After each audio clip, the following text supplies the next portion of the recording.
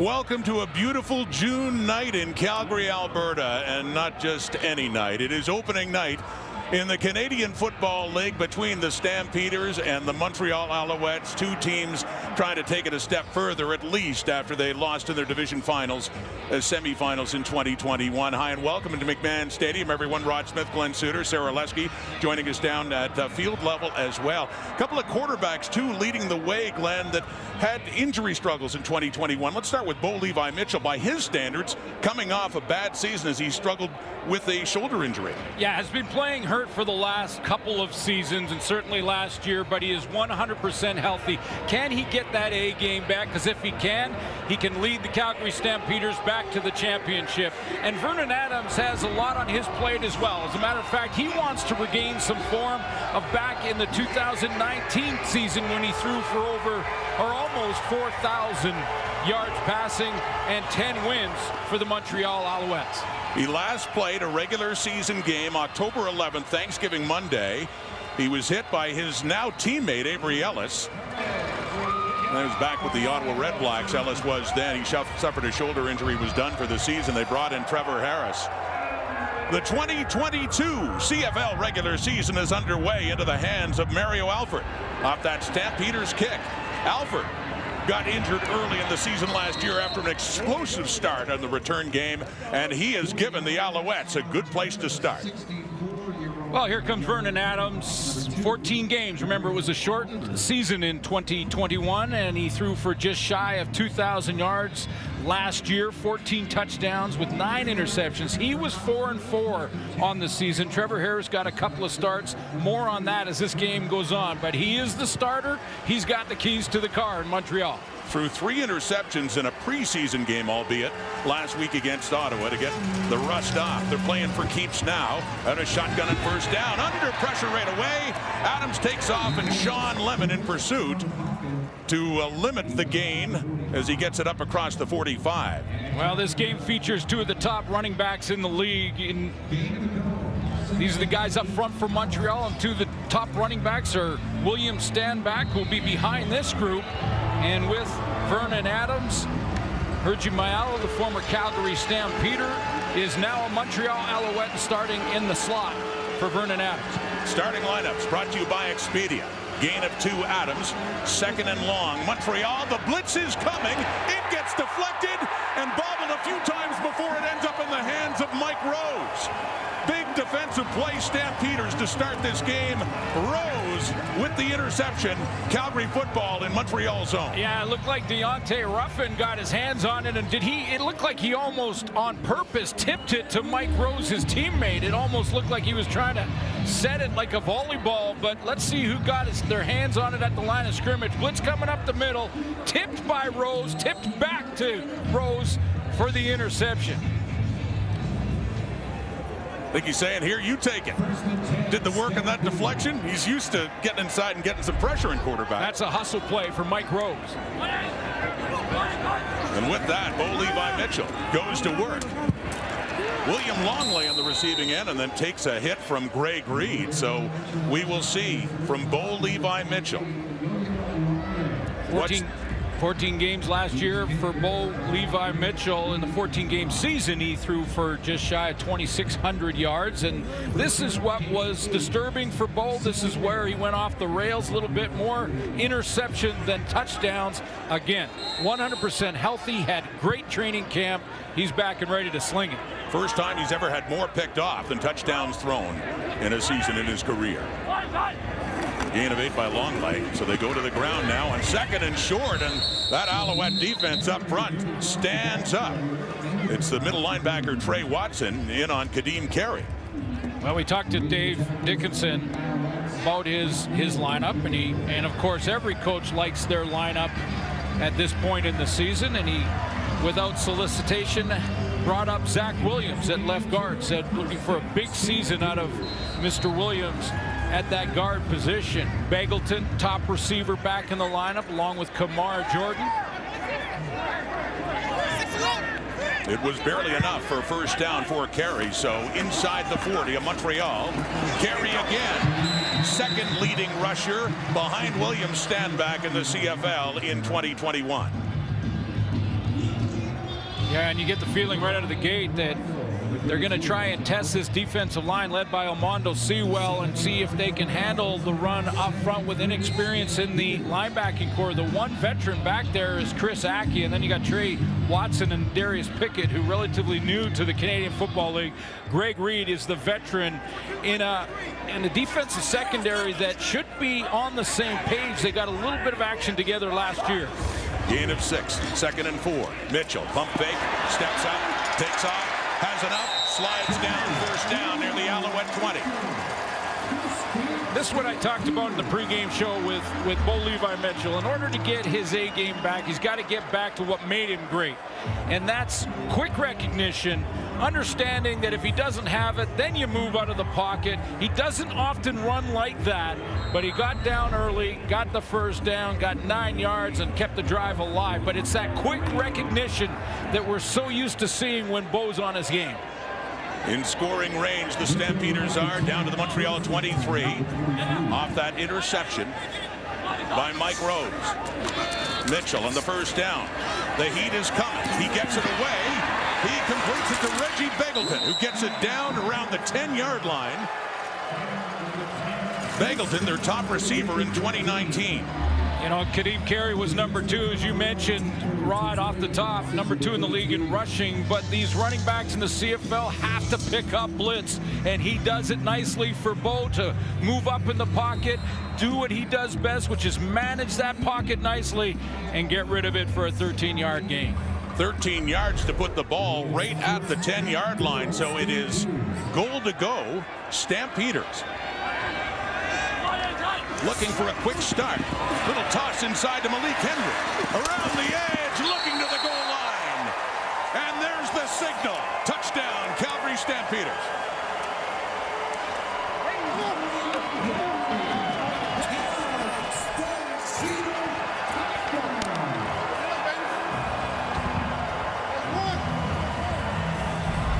What a start. Drive 1, Calgary. Start out with a couple of running plays to Kadeem Carey just to set the offensive line, and then Bo goes to work. Quick decisions, getting it to Henry on that fly sweeping out and around the corner and around the edge, and first score of the 2022 season. With the point after try coming up now from the 32 for Rene Paredes, one of the greatest kickers in the history of the Canadian Football League, decided to come back and give it another season and pumps it through. So an all-important stat, points off turnovers, and the Stampeders lead that one 7-0, leading the game 7-0 on the touchdown by Malik Henry in conversation with his head coach Dave Dickinson. Quick drive after the turnover by Calgary, capped off by that man. A 10-yard touchdown run, taking the toss inside and getting it in. So the Alouettes get the ball back, their 2nd possession. First one, just a couple of plays in, ended up picked off by Mike Rose from Vernon Adams. Mary Alford on the return. And Rod, when Dave Dickinson talked about his O-line, he also mentioned Julian Goodjones. And to run this fly sweep to Henry around the edge, you need a great down block from your offensive line. Watch Goodjones come down and seal the corner so that Malik Henry can get outside and around. He gets that down block, gets the edge, and then gets enough depth into the linebacking core so that no one can catch him on pursuit in time. It's a nice down block. Goodjones in his 2nd year at right tackle for the Stamps. Handing off to William Stanback, the leading rusher in the CFL, Derek Wigan, and Titus Wall, the strong side linebacker, in to make sure he gets nothing. Take a look at the Stamps D, and they're going to be in charge. Those front 4 are stopping William Stanback here tonight. Mike Rose is the leader, the nominee outstanding defensive player. They move Jameer Thurman into the middle because Darnell Sankey is now a Saskatchewan Rough Rider. And Dave Dickinson says Trey Roberson has got his form back as a lockdown corner out there. So many times Stanback set up the Alouettes nicely on 2nd down. They stuffed him. 2nd and long, wide open, Geno Lewis. Eugene Lewis has a big 1st down catch from Vernon Adams. And that flips the field as the Alouettes get in Stampeder territory and a gain of 55. Yeah, Vernon Adams has patience here, and he has patience because the Stamps elect to go with 3-man pressure. If you're just going to send 3, those 5 up front should be good enough to allow your quarterback just to hang in there, wait for your receiver to run that double move, get outside, and get down the rail. Big play. And on that first down, Reggie White in the receiving end picks up about 5 more for the Alouettes. Boy, the offenses are clicking out of the gate here a little bit. We're seeing some plays. It's amazing when you don't miss a season and you have a preseason and you have a full training camp, how there's automatic chemistry from the offenses. Seeing it so far. I hear you. I'm getting your point here. You know, I'm not saying there won't be down times. Yeah. I'm just saying out of the gate, these offenses look crisp. Montreal does now on that big play to Lewis. They're in business on the 2nd and 5. Adams with time. Lots of time. Dancing around. But the protection was good down in the secondary, so he takes off, and he has enough to get a first down for Montreal, a similar situation that Calgary was in. How about the boys up front taking care of business? Now, I got to see how many that Calgary sends in this situation. But it felt like Vernon Adams had all night back there. Stand back, little chip, just 3-man pressure, so he's got tons of time. Now, it looked like the linebacker tried to join in late there. But, boy, Vernon Adams had a look at every single one of his receivers. Well covered downfield, so he tucked it. Just shy of a first down, so Dominic Davis, veteran quarterback, 3rd in the depth chart behind Trevor Harris, comes in. 4 short yardage. Quite accustomed to this situation. They need inches, and Davis, big QB, has that and more. So it'll be a 1st and goal for the Alouettes, looking to answer right back after that quick start by Calgary. This is going to sound weird, but I miss this. I miss this stuff. This short yardage where you get as low as you can get, and you grind and you push and you hit. This is where the game is won and lost, and on those short yardage plays, it's all about leverage. No lacking experience in the quarterback room for Montreal with Adams, Trevor Harris, and Dominic Davis. 7-0 Calgary. Alouettes pressing. From the Stampeders 7. Adams swinging it out for Standback. Has room. Has a touchdown. Montreal. Outstanding drive out of the gate to match Bo Levi Mitchell's drive. And Sarah Orleski, our sideline reporter tonight, mentioned it in the pregame show that William Standback has worked on catching the ball out of the backfield throughout the offseason. He thought that was an area he could improve upon. He catches that one in stride. It's thrown out in front of him, so Standback can take it on the run with eyes up, and they get their first score. As a 22. defender, who do you not want to see getting the ball in space? Heading downfield like a locomotive. The hammer indeed, William Standback. So a great answer for the Alouettes after a turnover led to the Calgary touchdown. Vernon Adams, big play to Gino Lewis. Another one here to 31. William Standback has a receiving touchdown. Touchdown by Standback out of the backfield. Calgary Stampeders going to add another rusher, so they get to 4, but they drop and play zone behind it. Now, if you're going to play zone, Vernon Adams knows you got to get that ball out to Standback immediately. Get it to him so he has time to turn his shoulder pads down the field and is untouched to the end zone. So matching the score of the Calgary Stampeders out of the gate. Nice drive for Montreal. With an explosive play after no gain by Standback of 55 yards to Eugene Lewis that helped set them up. 6 plays, 74 yards. Now it is Sean Payne on the return. And they've got him covered and down at about the 30. Bo Levi Mitchell, fast start. after a difficult 2021. Sarah Leske will have more on all the great quarterbacks. Bo Levi Mitchell has the best winning percentage of all time in CFL history, despite a difficult 2021 fighting that shoulder injury. Let's go down to Sarah Leske. Well, Roddy's looking to add to his legacy, and Bo has made no secret of just how physically and mentally challenging it has been over the last couple of years. He described it as every day, every play having pain. The fun and the joy of football gone for him. It is back though now. He is feeling great, as Glenn had mentioned. He's feeling like himself again. And when you speak to whether it be Dave Dickinson or quarterbacks coach Mark Mueller, they talk about how he's looking like his old self again in terms of his throws, his mechanics. And Mark said even the deep ball, it's all back there.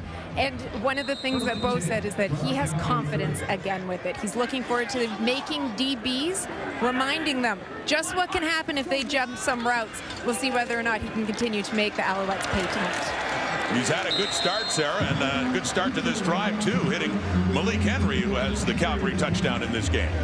Yeah, that's such an important part of Bo Levi Mitchell's game, and it's not immeasurable, but it is that attitude, that confidence level that almost borders on arrogance. Dave Dickinson had a different approach. Of course, he was on that board of winning percentages and did it in a different way, but Bo has that quick release, great recognition, and that swagger, like he is the king of the hill. He gets that back, and I like Calgary's chances. On the 2nd and 1, Kadeem Carey with another carry and a first down for Calgary. And keep in mind, when you have a shoulder injury as a quarterback, you're changing your mechanics.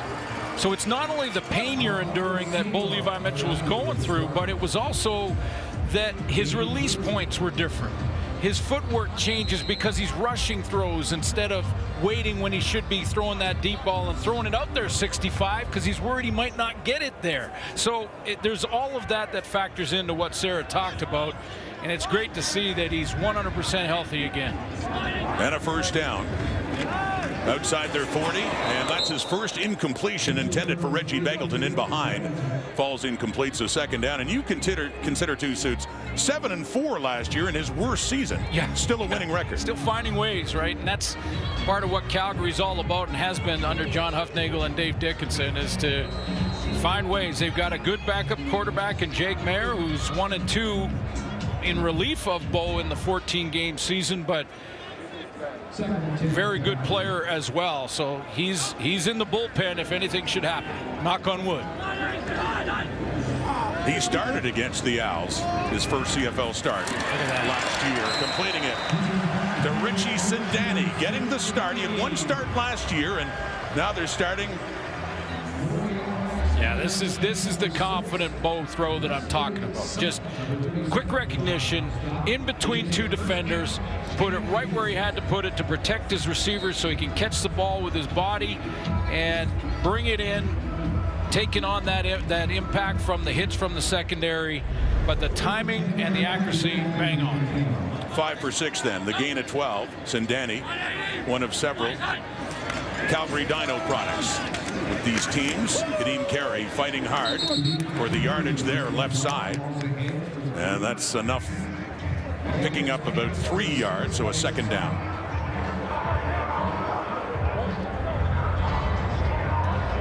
Kadeem Carey with a big season, and it'd be interesting to see with 18 games he can stay healthy again. I'm knocking on wood when I say that all the time. That's just the ex-player in me that wants to keep doing that, but you know, he can do it all. He's got a little bit of you know, everything you want in a tailback when it comes to catching the ball in the backfield. The blocks we showed you already in this game, but running the ball as well. Defensive back Greg Reed is down, getting some attention from the trainers here in Calgary. 25 years of Friday Night Football. The tradition continues. Opening week, interesting, with the Ottawa Redblacks taking on Zach Collaros and the Winnipeg Blue Bombers. Friday Night Football, 8 Eastern, 5 Pacific on TSN's 1 and 5. All started back in 1997. You were there? I was hosting the panel that year. My God. Love it. Oh, what a nice catch, swinging it out. Not much yardage, but good play to hang on to that ball. Kadeem Carey, and he takes a pop as well. Yeah, Darius Pickett came outside, and hey, did you miss this, football fans? Did you miss the contact that we love about the game?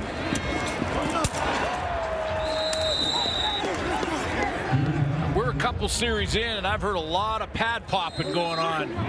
What a catch by Carey, too. Just not a long throw, but a nice one-hander. Newcomer to the Stampeders, Jimmy Smith, is the punter in for the injured Cody Grace. They just got him from Saskatchewan earlier in the week, and it's Pickett, who's a busy man. He's laying on hits like he did on Carey, and then he's returning punts. That's after a 43-yarder by Smith. Yeah, they may have just stayed in sort of a safe, punt-safe type of formation as well to make sure that there was no fake coming from the Calgary coaching staff.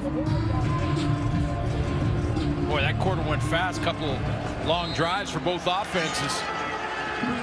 Sure did. Vernon Adams, after that interception, 3 for 4, 68 yards. A lot of that to Eugene Lewis. And the touchdown pass to William Stanback. 7-7, late first quarter. Good one going here to open things up at McMahon. Right side. Bit of a head of steam there for Stanback, who picks up a few yards on first down. Yeah, I asked William when we had him on Zoom this week. I said, "Are you okay? I've never really asked you. Are you okay with me calling you the Hammer?" And he kind of went, "Yeah, I'm good with that." I think just about anyone who's gotten his way would tend to agree as well. He's leading rusher in the Canadian Football League. In 14-game season, he had almost 1,200 yards. 14 games now. And he played 12 of them. So he did it in 12. Exactly.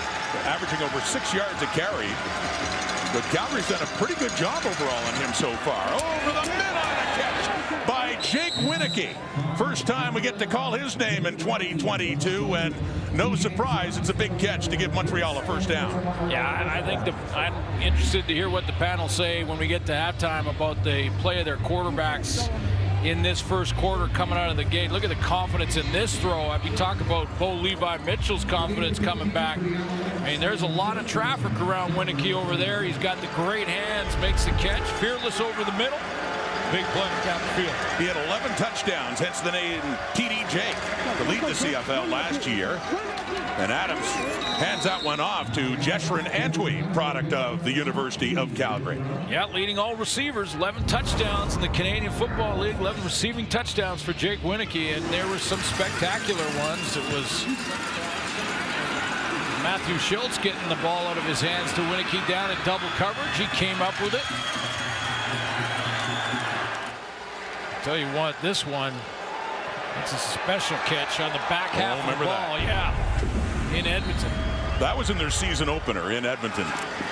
Last year, the heat is coming on Vernon Adams. Isaac Adeyemi Berglund comes in off the edge, and on that second down play, a big play to end the first quarter by the Calgary Stampeder defense. Interesting first 15. Touchdowns both ways, but the quarter ends this way, and the Alouettes will be forced to punt when we come back. A 7-7 game through the first quarter. There's a look at the numbers. The one turnover leading to a Calgary touchdown, but really both of these offenses, defenses making big plays, offenses as well, Glenn. A lot of little reminders of why we missed this game. Yeah, absolutely. I love the first drive for Calgary. They go down and score. The second drive for Montreal, Vernon Adams looks confident in a lot of these throws. They go down and score. Seen a little bit of Stanback and both running backs in this game, but end of the day, it's the physical part of the game that I love and miss throughout the offseason. We've got a full schedule, 18 games. This is game number 1. World-class athletes putting on a show. Good show so far, and an even ball game, but Montreal and Joseph Zima will have to punt for the first time in it after a big defensive play. Isaac Adeyemi Berglund with the sack on Vernon Adams. That Calgary defense, too, has come up with a few huge plays. Of course, that interception, the deflection going into the hands of Mike Rose off Montreal's first possession. So here is Zima punting it away just outside his 30. Sean Bain in his second season with the Stamps after a punt of 47 yards. The coverage is good. Alexander Gagne in there to take him down. He's getting close to being the all-time passing leader in the history of the Calgary Stampeders. Our old friend Henry Burris leads the way at over 32,000, but Bo Levi Mitchell is second, just about 1,700 yards away from reaching that milestone, which, if he stays healthy, should happen this year. Yeah, he should blow right by Burris if he stays healthy this year in that horse race. One all-time greats in Calgary Stampeder history, and again, just getting back to that form, we're seeing signs of it right out of the gate in game one. Interesting to see Doug Flutie's name there. He only played 4 seasons in Calgary and still third on that list at over 20,000 yards. I remember playing against him. Yes. He's pretty good. You got some nightmares playing against him. And Bo Levi Mitchell is taken down. It is the new addition to that Alouette defense, Avery Ellis, who started his career with 4 seasons in Ottawa, getting the sack. Yeah, I think Avery Ellis down here at the bottom of your screen is going to just keep and be tenacious, because it looked like the blocking was decent up front at the beginning. That's Zach Williams, who we mentioned out of the gate, and it was just stay with it, stay with it, stay with it, and the secondary bought him another second or two. So a 2nd and 12 at the Calgary 25. Early second quarter. Throwing to the right, nearly intercepted by Rodney Randall, who jumped that route nearly to perfection. You know, Mitchell here, he realizes he's got pressure coming. So there's blitz pressure coming. Aki in the middle, linebackers. They got one more than they can block, so he's got to get it out of his hands quickly, but the ball a little bit behind the target. And when it's behind on an out route and the timing isn't quite right, or the angle of the throw isn't quite right, be careful. It'll go the other way. Almost. Jimmy Smith, the new punter for Calgary, in to get it away for the 2nd time, and a good punt. Wow. A great punt. That chases Tyson Philpott, the rookie out of the University of Calgary, and his first CFL touch. One of the Philpott twins, after a long punt, 74 yards. I'm sure no one's happier to see a new full season get started than the commissioner, Randy Ambrosie, standing by with Sarah. Absolutely, Rod. Randy Ambrosie very excited to be able to get this season going forward. Randy, you were able to get a 7-year deal, collective bargaining agreement ratified. What does that mean for this league to be able to have that stability going forward? Well, I think it's great, because now instead of sitting across the table from the players, we can sit next to them and really focus on building the league together and treating each other as partners. And I think that's the part I'm most excited about. There's been a lot of talk about the new rules that are being instituted this year. Which one excites you the most? I love the hash marks, because it really opens up this beautiful big field of ours, which I think really is the hallmark of the CFL game. The Canadian game is the big field. So I think we're going to see these offenses go wide open. I think it's going to be hard to be a defensive coordinator, but it's going to lead to more scoring, more entertainment, and in the end, that's what the product review process was all about. Well, we're early into game one, but it's been entertaining so far. We will let you go enjoy it as well. Thank you so much for the time. Thanks, Sarah. Take care. Rod? Thank you, Sarah. On that first down, Eugene Lewis couldn't hang on with Jameer Thurman steaming down on him, so 2nd down and 10. That one intended for Reggie White, and yeah, this Stampeder defense is laying some hits. Well, there's a play by Trey Roberson right out of the gate. Now he jumps this curl route and plays it like back to that all-star level, that nominee for outstanding defensive player of the Calgary Stampeders before he went down to the NFL. But he comes up and makes a big play on this little curl route from the outside in, and Jameer Thurman from the middle on the play before. So off the seam, a punt. Malik Henry, after a punt of 44, gets it up across the Calgary 50, about the 52-yard line.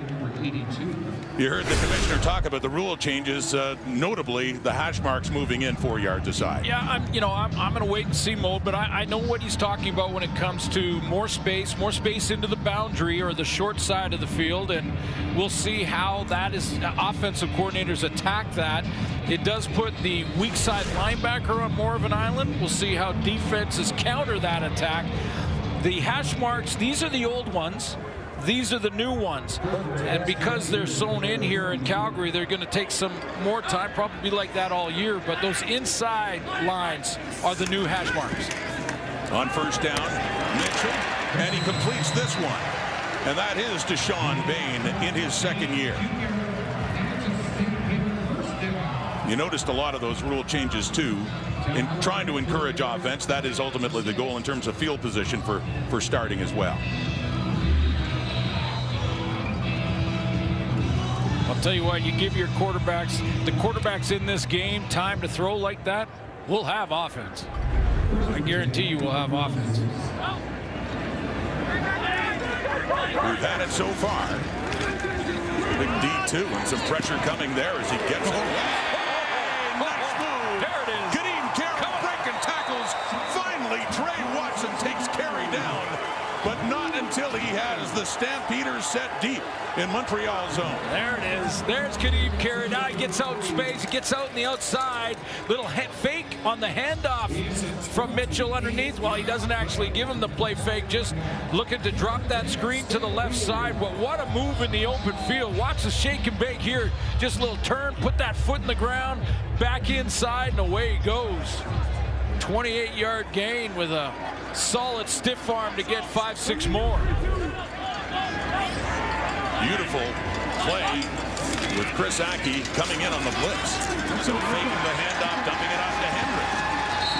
Malik Henry's had a good first half, scoring Calgary's touchdown in their first possession, getting them a little bit closer here. Yeah, and that's the second time we've seen that play. That's Malik Henry on the fly sweep. And when you run that play, not only has it worked twice now for Calgary, but it also forces the Montreal defense to widen their defensive front seven. Get the ends a little bit wider. Linebackers are going to be in a little bit more space because they don't want to allow Calgary to get leverage on the outside the way they have on those fly sweeps. Defensive back Greg Reed still out, injured. They go right up the middle with Kadeem Carey. Tough to take down. Watson there. They get a first down. It'll be 1st and goal as they get it down to about the 2 or 3. Watching the guy who's been followed right behind the guy who's been a nominee for offensive lineman for the Calgary Stampeders twice. Outstanding Canadian once, outstanding rookie nominee, and that's Sean McEwen up front at center. Brady behind him on that run for a first down. They get it down near the 2 and a 1st and goal. Calgary. They scored first, looking to take the lead again. On the ground. Carries it home. Another Stampeder touchdown.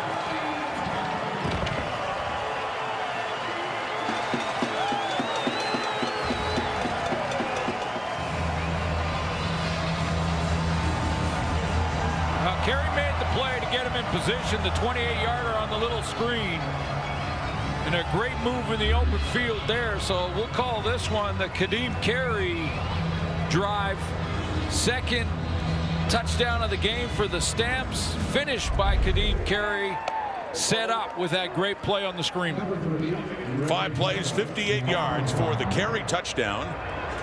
Awaiting the point after from Rene Paredes, the veteran. 2 for 2 in that department, and once again a 7-point lead by the Stampeders home at McMahon to start a new CFL regular season. Touchdown Carey. Like to welcome our viewers on TSN 5. This just happened. Calgary took the lead again thanks to a drive aided with a whole lot of number 35, Kadeem Carey. Yeah, 5 plays total on the drive, but he had 3 of them for 38 of the 58 yards, and then finishes the drive with a big touchdown run right up the middle on his 3rd play right here behind Sean McEwen, the center. So big drive for Kadeem Carey. You got Kadeem Carey in the studio. We used to start the CFL. You're gonna see a lot of that. Me online working all day. Bear down. We used to call him cash and carry, and we saw some catch and carry there from Kadeem. Yeah. Once he got a head of steam going. So then there's William Stanback, the leading rusher. in the Canadian Football League on this return here by Tyson Philbott. With more on Stanback, let's go to Sarah Lesky. Well, Brad, we obviously know the difference maker that William Stanback can be coming out of the backfield for it. He was the only back last year to rush for over 1,000 yards, but he comes into this season lighter. He said that he wasn't in the greatest of shape coming into 2021. He has dropped 10 pounds. He feels that's really going to help him when he's running. But also, the key for him in this offseason that he really concentrated on was making sure that he did a better job of catching out of the backfield. That is the area that he wanted to improve upon. He felt there were too many drop balls that proved costly last season. It's something that he worked with Vernon Adams on during the offseason as well. The head and the hands weren't always facing the same direction last season. He feels that that's an area that he'll really have improved on. He wants to be that safety valve for Vernon Adams, and we saw the first 6 points, obviously, for the Alouettes in this game coming from William Stanback. And Sarah, my partner has a nickname for William Stanback. Well, yeah, I call him the Hammer, and he's okay with that. And 12 games, as you mentioned, Rod, for over 1,100 yards, almost 1,200 yards rushing in 12 games. That's averaging around 98 yards per game. He's around 100. I think he had 6 over 100 yards. And, you know, William Stanback, the Hammer. Now, if he's 10 pounds lighter, my guess is he's not going to change his style. Well, I did a little research on the types of hammers. The ultimate, of course, the big boss is the sledge. Yeah. But there's another one just about as big called the club hammer, which, according to definition, is for lighter demolition. Okay. So okay. There you go. We'll see if maybe if he's not sledgehammer, maybe he's club hammer now. Yeah, that he's a little bit lighter. I think he's going to be downhill, but being 10 pounds lighter. Being 10 pounds lighter will lead to better flexibility. Better flexibility leads to being able to turn and contort your body to be able to catch those swing passes out of the backfield. I think he's going to have a big year in that regard. As Sarah mentioned, that's something he worked on. It's Fraser Sovic, the injured Stampeder, their linebacker and special teamer. Seems to be okay for the injury. And that one thrown for Jake Winicky, and it just goes a bit too far for him from Vernon Adams. Second down. Just love his style. You talk William Stanback and how, you know, when we talked to him on Zoom, he mentioned that he has been a sort of a one cut and then downhill guy. And he said, now I feel like my feet are a little bit quicker and I can make those lateral cuts a little bit quicker, and maybe there's 1 or 2 before I get to that downhill mode. We'll see how that evolves throughout the year, but it's a star tailback in the league. Montreal responded quickly in a big way after Calgary's first touchdown. They're down 7 again, and Vernon Adams is going deep again. A flag is out. He wants the former Stampeder, Hergy Mayala, coming back to where he played his first 2 CFL seasons, and a big penalty coming up here. The first flag in this game, and it's going Montreal's way. Yeah, back in 2019, Hergy Mayala was the pass interference. Calgary, number 0. Automatic first down. 8th overall pick for the Calgary Stampeders, now a Montreal Alouette, and I think he's poised to have a 1,000-yard receiving season, especially playing inside of the slot. And you can see the no question on the pass interference from Kobe Williams. So a 41-yard gain via penalty on the pass interference call. Williams and Mayala. So here comes Montreal again. Inside the Calgary 25, setting up a draw to Stanback. Has some room. And works his way down inside the 15. How do you handle a guy like William Stanback in the trenches for the Stampeders? Here's what Mike Rose had to say about it. We got to hit him, you know, like, that's the thing. He's a good back, man, so we just got to keep smacking him until he doesn't want to play anymore. You know, and if he's not going to stop, then we're not going to stop, and it's just going to be an immovable object and an unstoppable force, and we just going to keep doing this. But eventually somebody's got to break, so hopefully it's him. Well, hey, we'll be focused in on that all game long. Dominic Davis in again on short yardage on that second down. It was about over 9 yards gained by Stanback on that drop play. Well, that Mike Rose, he's a character, and he's quite a ball player too, in his 5th season now for the Calgary Stampeders out of North Carolina State. Yeah, great character, and that'll be the matchup. He's the interior line. But let's go back to that run a couple plays ago from Stanback with, you know, again, as Sarah mentioned, being 10 pounds lighter. Watch a couple of moves in the open like he said, I've been a one cut and then downhill. There's a break there. Now cut there. A hop step. And then back into the middle for 3-4 more. Little of that quickness shown right there. A 1st and 10 for Montreal, just outside the 10, faking to stand back, and then dumping it off. Stand back with a head of steam, gets down near a first down, and he's hurt. William Stanback favoring lower left leg immediately after being taken down, as even Derek Wigan calling in the training staff for Montreal. And just an awful sight. Of course, first and foremost for the health of William Stanback, but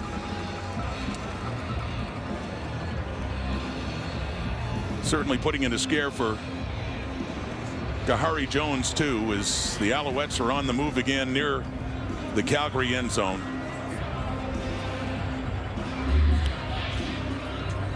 Little swing pass. I take a look at what may have happened here. Derek Wigan from the inside on the coming after him. Well, there it is. He's got the weight of defensive lineman Derek Wigan on his back, and then a DB goes low on the tackle, so he wasn't able to pull his leg up off the turf in time.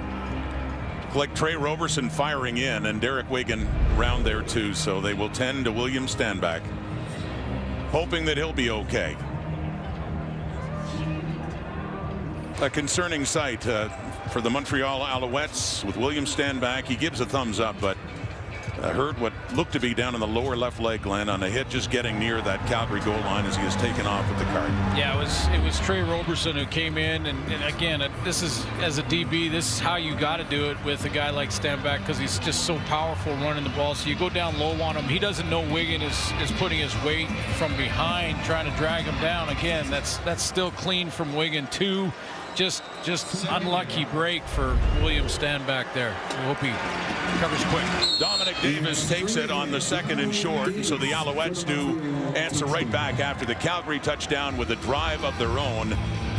Bittersweet at this moment, of course. They do get back into position to tie the game, but their superstar running back William Stanback leaves it. And he contributed in a couple of ways on that drive, Stanback, to get him down there. I mean, a couple of good runs, that little screen where he was injured, and don't want to speculate on how bad it is. They'll be very careful and take all the precautions necessary to make sure they don't get him in for examination. But unlikely break for the #1 back in the league last year. It certainly is the leading rusher in the CFL. Back-to-back seasons of over 1,000 yards, but I'll say this too. When that happened, every one of his teammates made sure they went over there and just gave him a little touch on the arm and said, "Hey, we're with you. We got your back. You're going to go out and battle." And we all just cross our fingers that it's a speedy recovery. Absolutely. That they're obviously going to take all the precautions necessary. But you see every single teammate coming out and say, "Hey, we got you."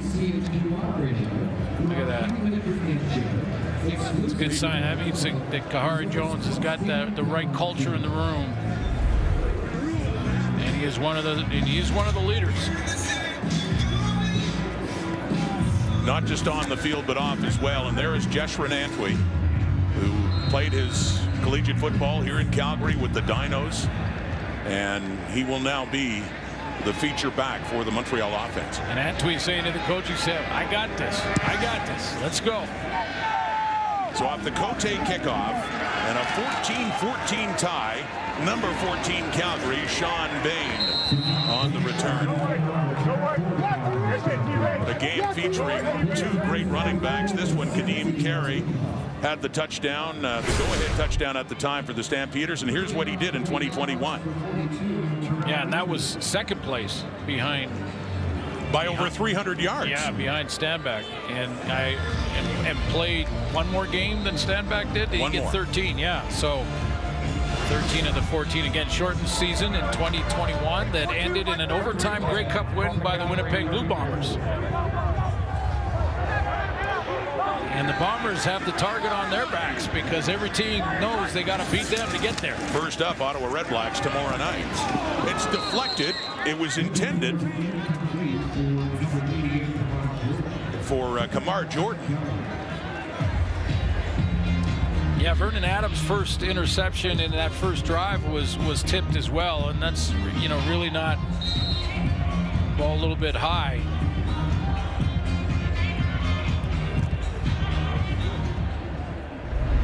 Jarner Jones, number 39, Montreal in this game after the injury to Greg Reed earlier in the half.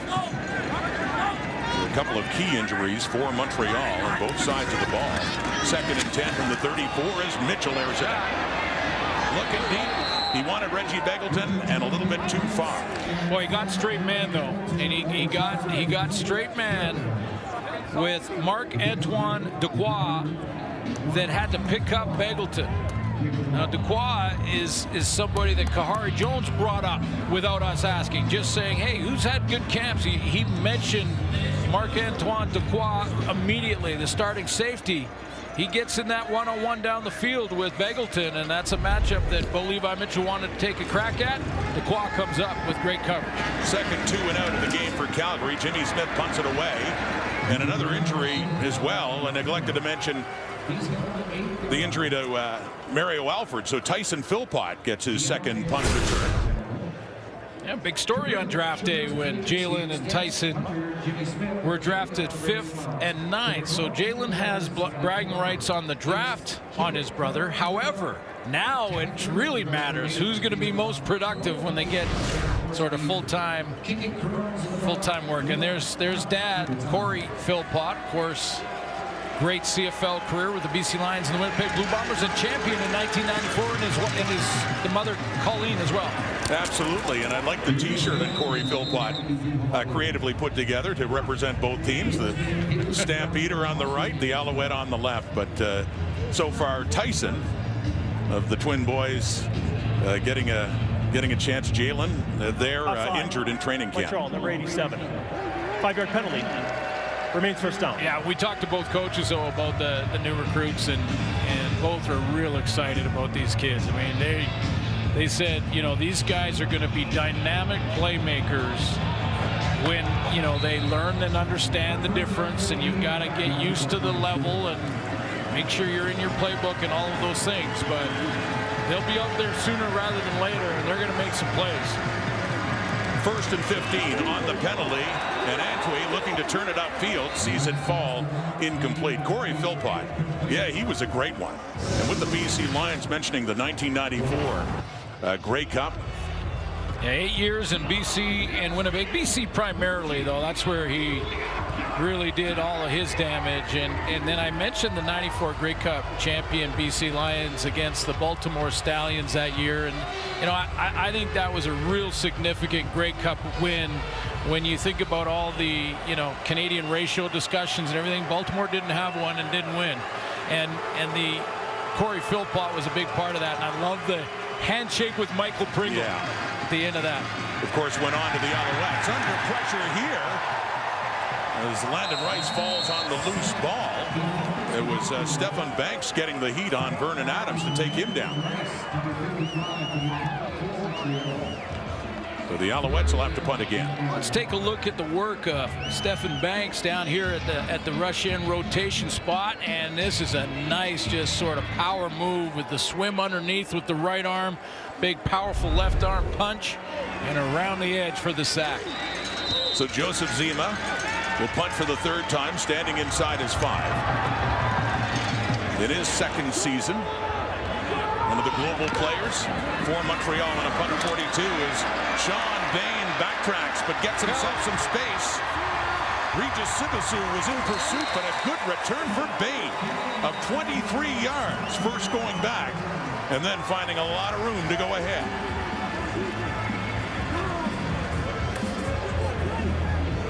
Hey, take a look. I just want to show you a couple of real good decisions by Calgary blockers.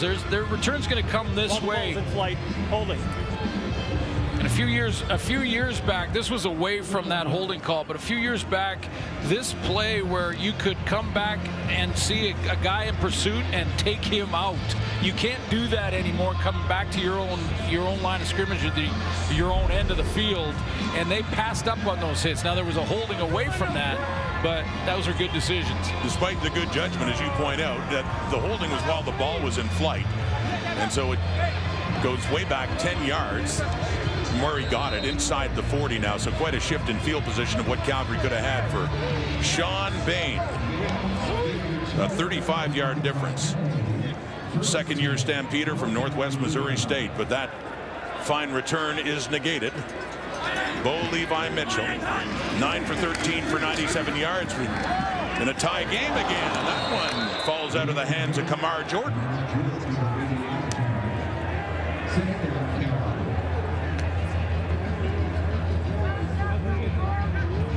And they have just called the 3-minute warning. An interesting first half, devastating too to see the injury to William Stanback. 14-14. All right, coming up at the half, we've got a fantastic football game to open the season, but unfortunately it's all overshadowed by that injury to William Stanback. We will break down what this means for the Montreal Alouettes moving forward. Coming up. Thank you, Kate. Halftime getting closer with Kate and the panel. And yes, it's Calgary that's taken the initiative on the board, and Montreal coming back. How will they react? First, it's Bo Levi Mitchell. Looking deep again, and he had Malik Henry wide open. Boy, just a bit too far. Yeah, did he ever? I mean, Malik Henry runs the corner route and has really been a #1 target and playmaker so far in this game. I mean, a couple of fly sweeps. He's got a touchdown. He's got the corner. But here's the example that Bo Levi Mitchell is no longer playing through pain. He just flick of the wrist with that throw. He misses his target, but he misses him long by about 6 yards. So a second straight 2-and-out for the Stampeders. The left-footed Jimmy Smith, newcomer to the roster after the injury to Cody Grace, kicking it to Tyson Philpott. Another good punt of 56 yards, and Philpott the return, getting it over the Alouette 20-yard line. His third punt return, third touch in his young CFL career. Of course, the Philpotts, U of C, U of Calgary, both familiar with this field. Stars with the Dinos for several years. Getting drafted in the first round is 4 spots apart. You see Jeshrin Antwi, the backup running back, and now in for the injured William Stanback. Speaking of University of Calgary, Jeshrin Antwi, a Dino as well. Look at it, taking the handoff, a big hole, and Antwi still going. Jeshrin Antwi, what a carry for him as he's finally taken down. What a statement run for the backup running back after the star goes out. Big play, Jeshrin Antwi. Man, you gotta love that. He's over on the sideline talking to the coaching staff, and he's saying, guys, I got this. I'm good. Give me the ball. Let me show you what I can do. I know I played behind the #1 running back in the league last year, but give me a chance with the football. Let me see what I can do. How about a 70-yarder right out of the gate? Jeshrin Antwi in 2021 had 14 carries for 36 yards. He just about doubled it on one run, and a big one, too, for the confidence on the ground for the Alouettes. Driving again inside the 20. Knocked away as the Stampeder defense steps up that time. Well, let's go back to the Canadian and Jeshrin Antwi and see this run in regular speed and just what the DBs are dealing with. How about breaking those 2 tackles? That's what you're supposed to do defensively, is get them on either side, and then you can vice grip them down to the ground if you're trying to tackle a running back. Not that time. Antwi just went right through those 2 guys. He was drafted by the Alouettes in 2019 in the 6th round. Found his way onto this roster. And a huge play from Montreal to put him in this position. But on second down, and a flag is down 2. Have to think it's holding against the Alouettes, and a look into the end zone for Adams falls incomplete. Yeah, and this is Antwi and a young player, and he's got to pick up the edge rusher here on this last play. Montreal number 20. And he's declined. Third down. And he struggles with a little bit. So now you're getting a chance to play. Yeah, it's the big runs, and yeah, it's those runs that'll get you in the newspaper. But well, I guess on Instagram now. But this is what you have to do in this position as well. You've got to take and be able to protect in the passing game. And he's going to have problems with Cameron Judge, who's a new Calgary Stampeder this year, coming off the edge, and he gets the holding call. Be about a 27-yard try coming up for David Cote, who was 32 of 39 in his rookie season in 2021, and he splits the uprights.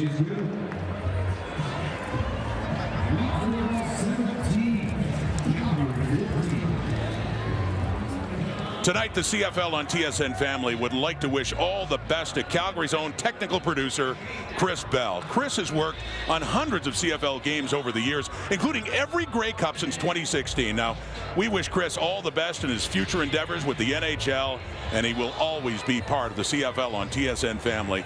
Thank you, Chris, from all of us. You'll be impossible to replace. Yeah, big thank you to Chris, and you know, and all those working behind the scenes for us. Do so many great, do their job so well down there, from cameramen to everybody in the truck, which I call the van. Intercepted. Darius Pickett. Oh, and he fumbles it. And Rodney Randall tried to get right back in there, and the signal looks like it'll still be Montreal football. They're still trying to sort it out. Looking like a jump ball. Kamar Jordan did his best, but I think this is going to go to Montreal back after the pick. And Darius Pickett's been around the football. UCLA product. You know, we haven't really analyzed him or ISO'd him, but he's been around the ball a couple of times now. I've seen number 6 on the special teams and on defense, making tackles, being in the right place. Boy, he just falls under this curl throw. Magleton strips it out, but he's bailed out by his teammate Rodney Randall. What's the Darius do? Pick it. I couldn't resist. I see what you did there. 3-point lead with the ball, dumping it off. Christophe Norman, the fullback. Not much more after the reception for Christophe Norman. 3rd year with Montreal, 7th year in the CFL.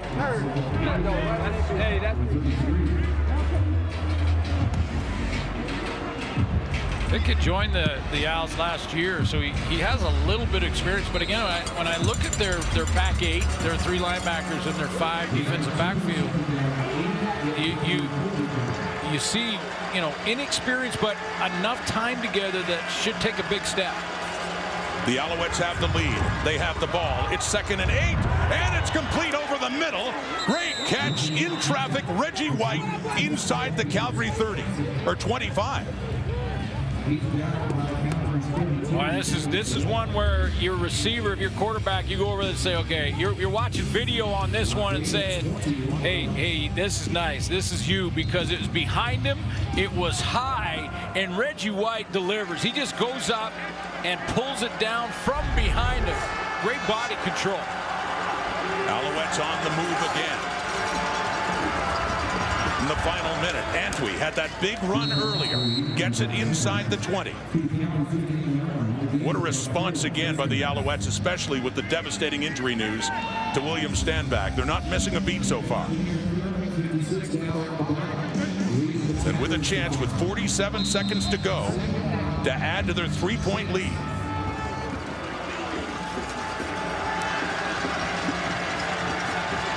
Second and 6. Inside the 20. Adams over the middle again. And it's Hergy Mayala, the ex-Stampeder, and a flag comes out. Yeah, and I think Vernon Adams a little slow to get up there.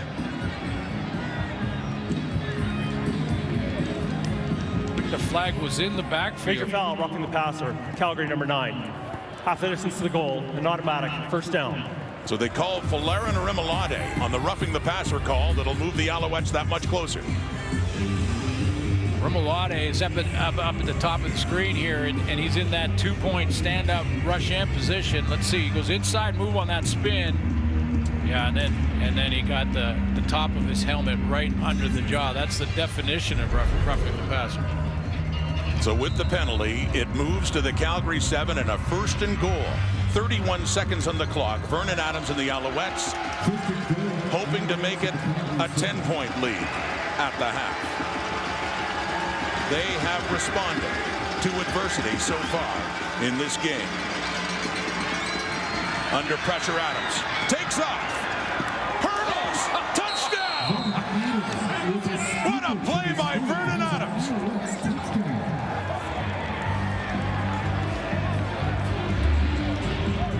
How about this for calm, cool, and collected composure? Low snap on the shotgun, so he's got to get his eyes back downfield and then up and over to get himself in the end zone. Remember, one play ago, about 20 seconds, he had just got hit with the crown of a helmet right underneath the chin. In fact, they're looking at him right now, but he just took that after that hit and gets himself in the end zone.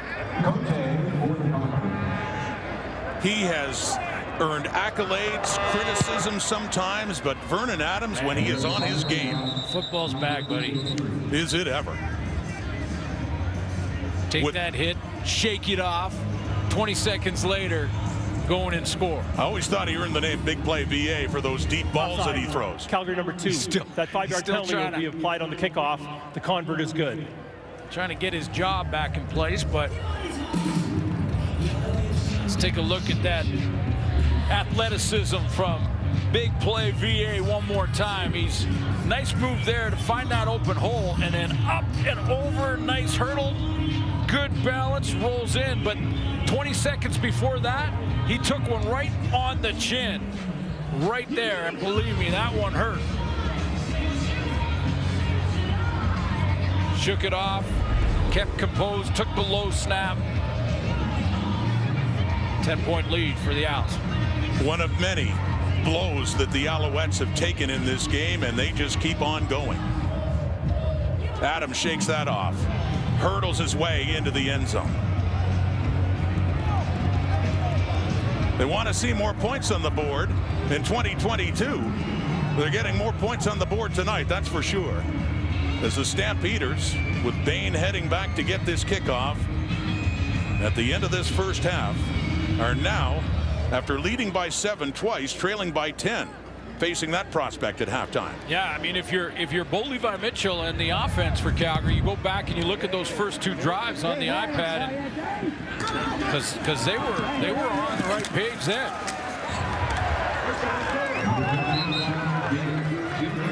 Bain on the return. 17 seconds to go.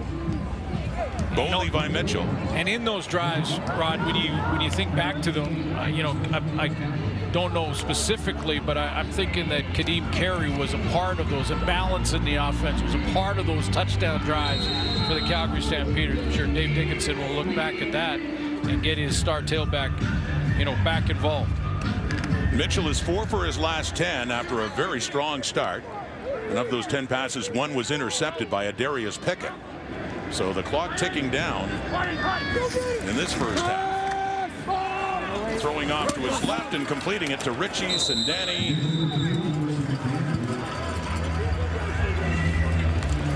A gain of 17 yards. And that throw, by the way, is the same length if you're in the middle of the field as it was before, but if you're on the hash mark, it is different.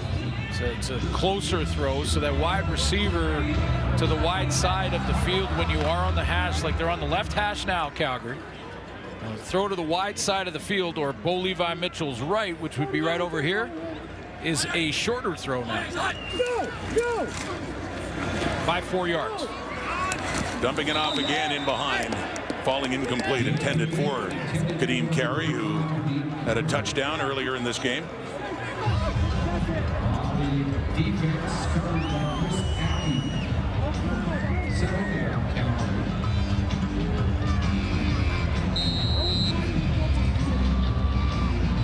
you have enough time to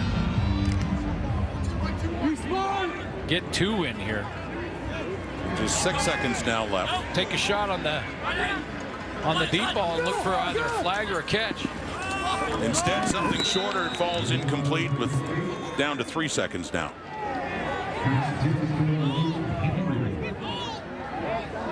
Stampeders might be a bit stunned now after that strong start off the interception.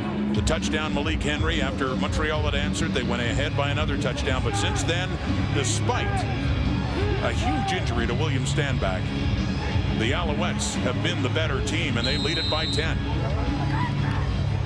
And that man, Vernon Adams, big plays indeed, through the air and on the ground.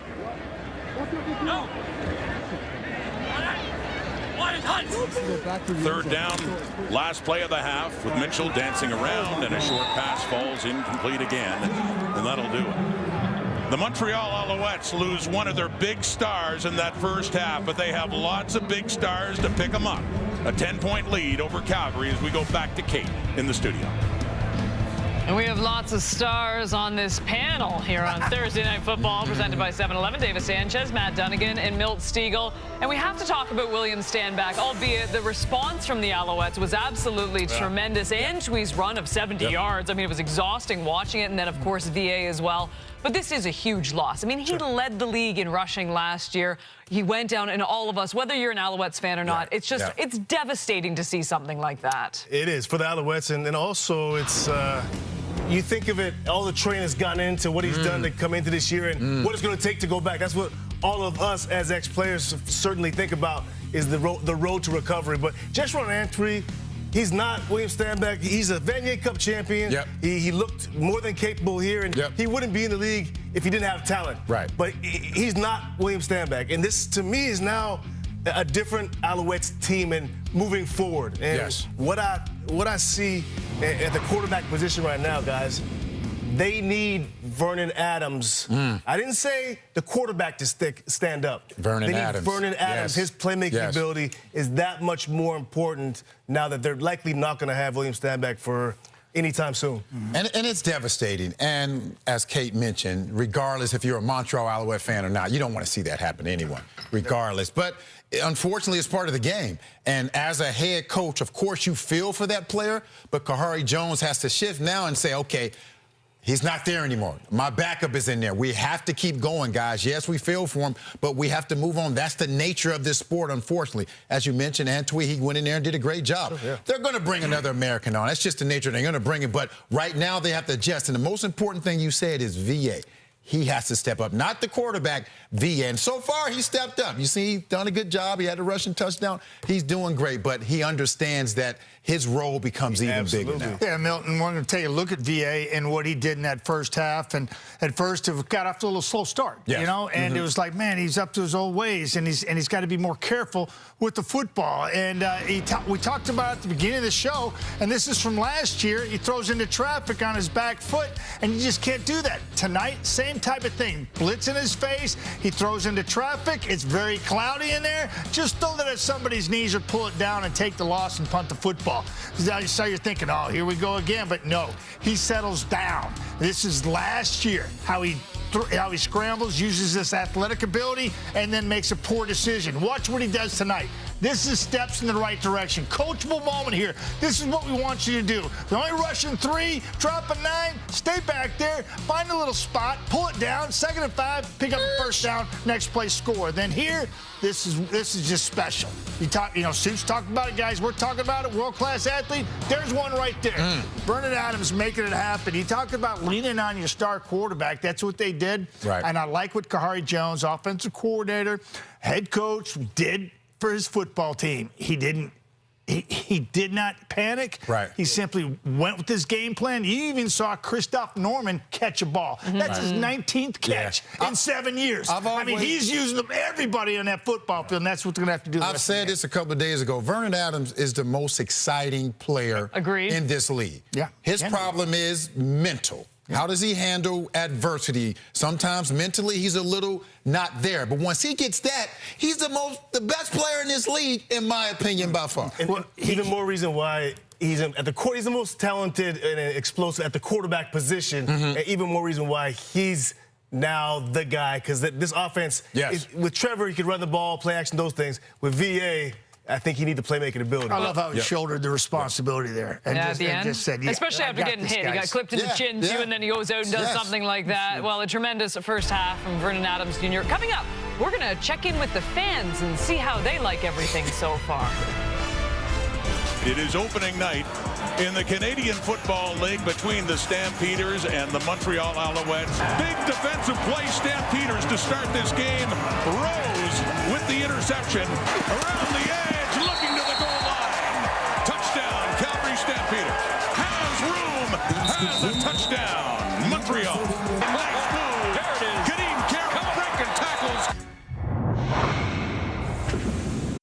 The Stamps had a lead after a Kadeem Carey touchdown. Has moved ahead. Here's Carey now with Sarah. Kadeem, we saw flashes of what this offense can do in that first half, but the Alouettes were able to gain momentum. How do you take it back in the second half? Just stick to our routine. Stick to how we started off the game. You know, our game plan. So we're gonna go back out there second half, get to our routine, get to our game plan, and go take it to these men. Is it more about adjustments or execution? Execution, really. We had some stuff there that we didn't hit that we're about to go back to, and hopefully we get better results. Thanks for the time. Thank you.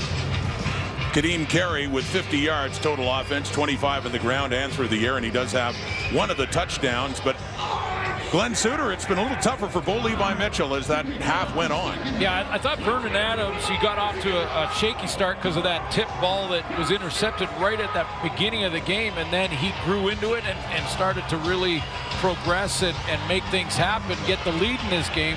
Bo Levi Mitchell, on the other hand, started out red hot in the first couple of series, and then in the second quarter started to struggle with some defensive plays coming from the Montreal Alouettes. So back to the game plan, according to Kadeem Carey.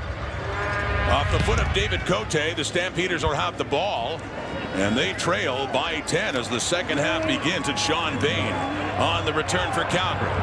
And finally taken down there by Rodney Randall until he gets up across the 30.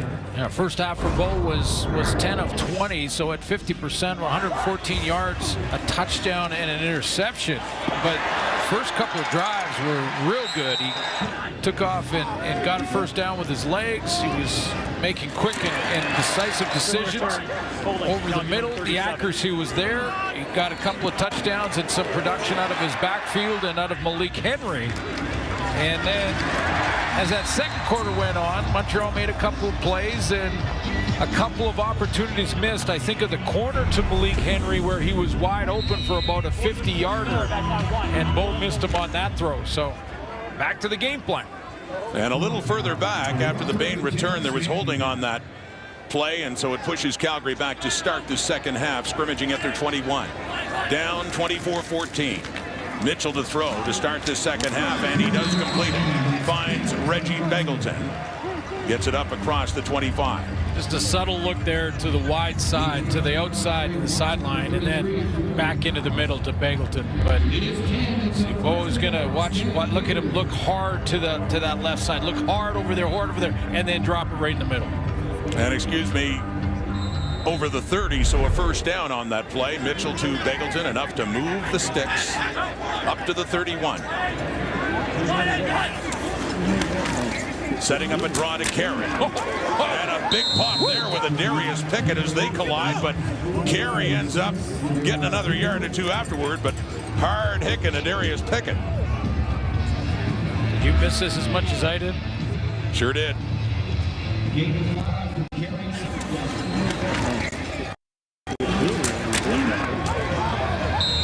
Nice, clean, man-on-man hit right in the hole. I'll tell you what, Darius Pickett's having himself a game already. He's had a great first half with an interception, fumble recovery. Big hit there. Second down. Richie Sindani has it. Another first down. Calgary on the move in their first possession of this half. Yeah, he got his feet wet last year, and Pickett had 23 defensive tackles. He got a sack on the board last year as well in the 14-game season. There's his interception in the first half. Seen him around the ball, seen him working on the teams. Making tackles. Baron Miles over there to congratulate him, defensive coordinator for the Owls. Liking what he sees. That was a gain of 12 in the third catch by Sindani from the Calgary 47. Goes right to Carey, who goes to the left and slams his hand down in frustration after going down just across the 50. Carey wanted Derek Dennis, the lead blocker on that throw. He wanted Derek Dennis to get on it, and get going. He had big 6'3" in front of him. He said, "Look, come on now, get going, get on your horse and get up there." Naki caught him from behind. So just a gain of 2, a 2nd and 8. The Calgary 50.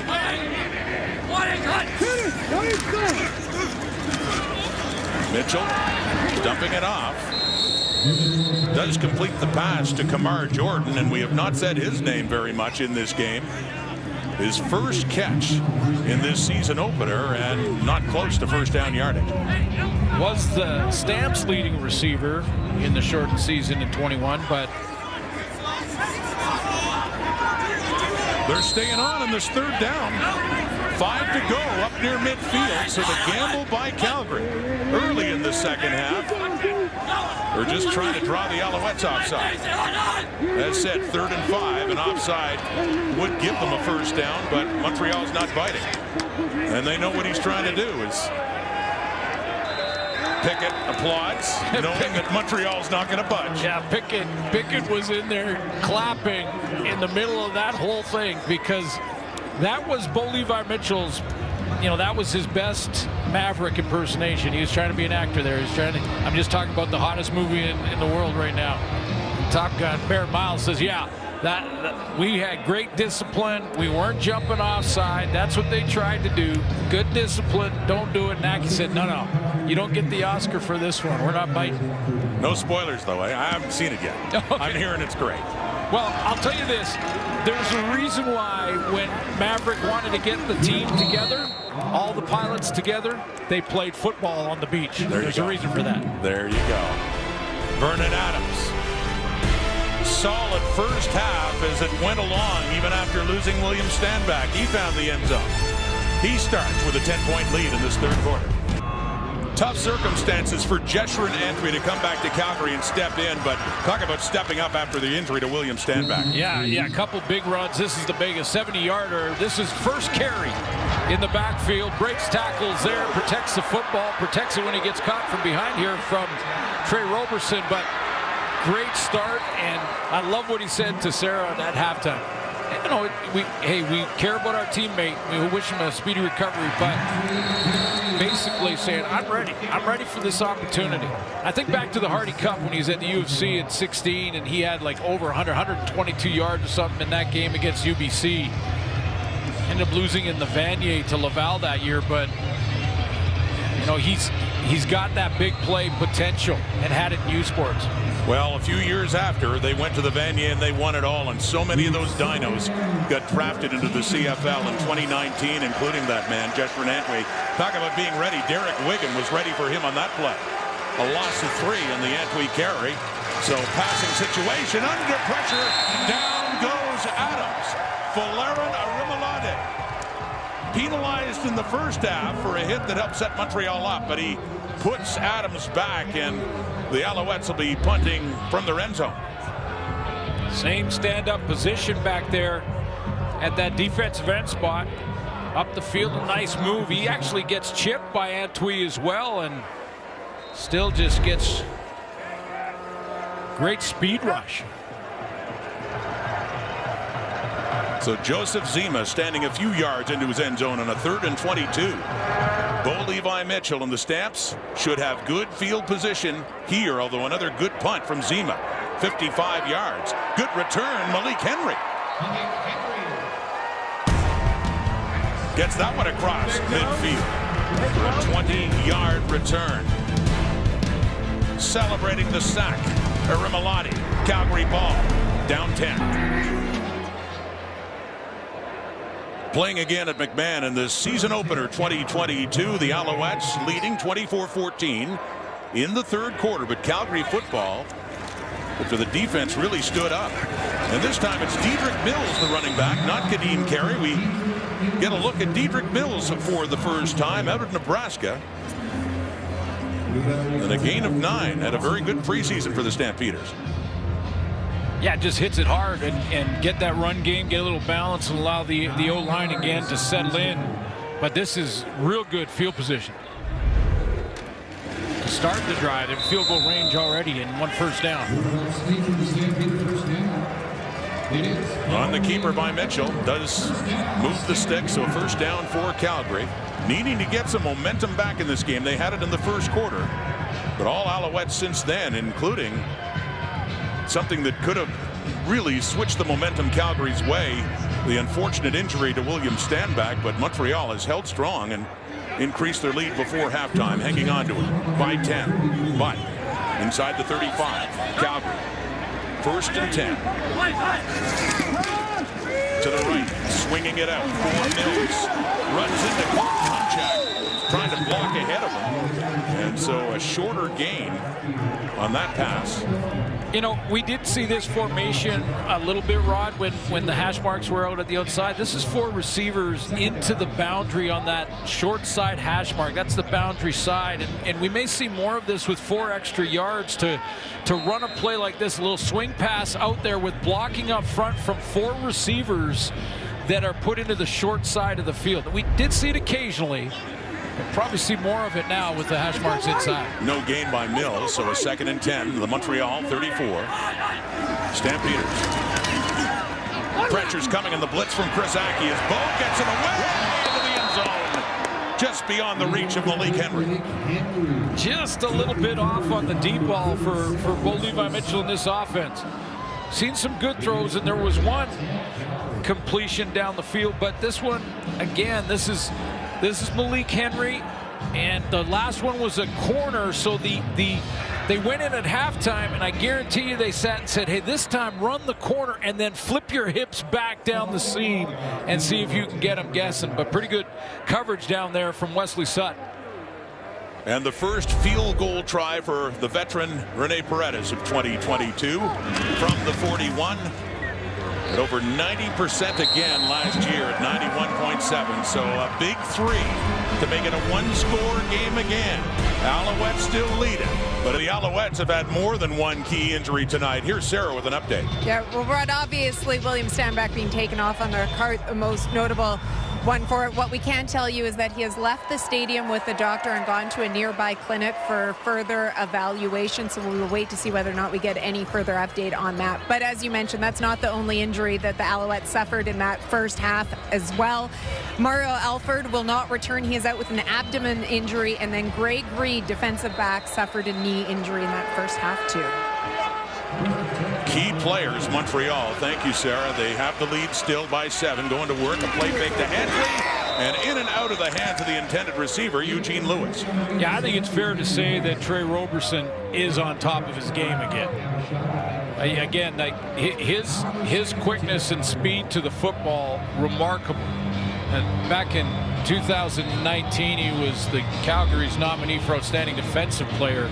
And not very often does a defensive back get that nod. I'm not saying that's the way it should be. In fact, I would argue it isn't, but he got it, and he earned it. Passing again is Adams. It's intercepted. Jameer Thurman making the start in the middle this time. Was a will linebacker, now a middle linebacker, and a big pick. Another turnover going Calgary's way.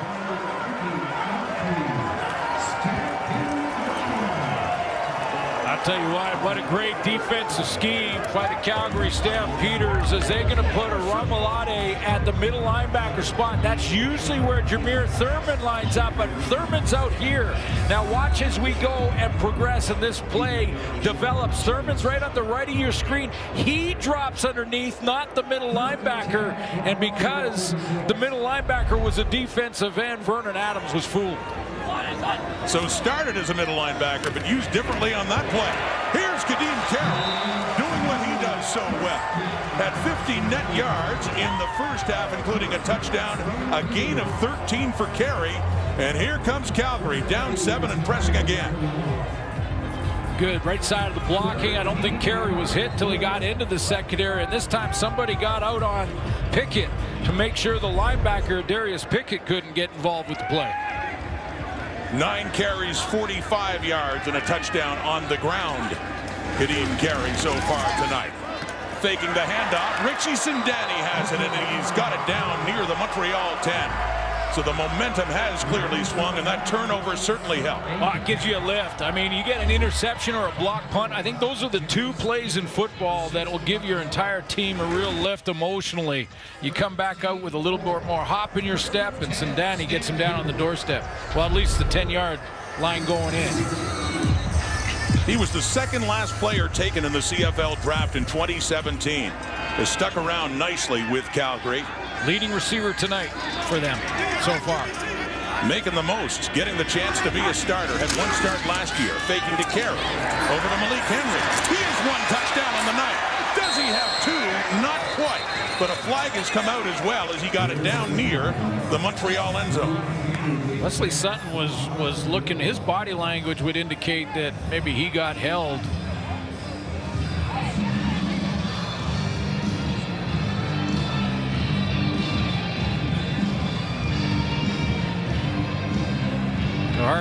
Kahari says whether or not, if it's against Calgary, they're taking it, obviously.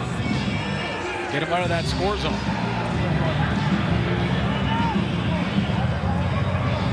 At the half, it was a 10-point lead.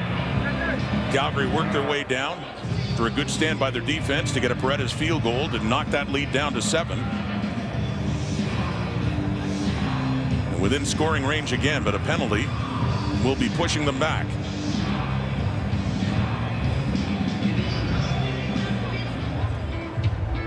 Major foul, face mask. Calgary number 84. 15-yard penalty. That'll be 2nd down.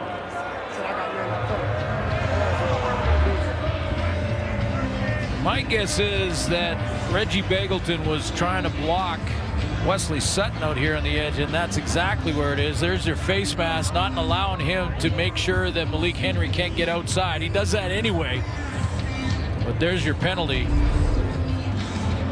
Puts the ball on the 16-yard line.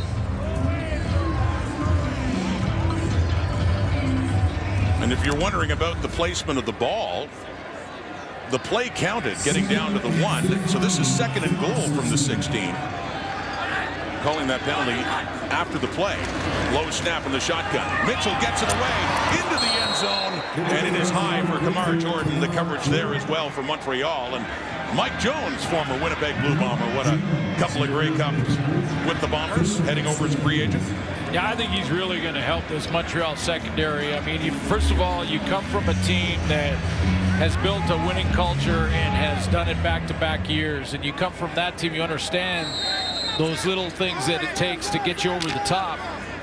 And he makes big plays in important games. This is an important game to start the season. Starting everything off on the right foot.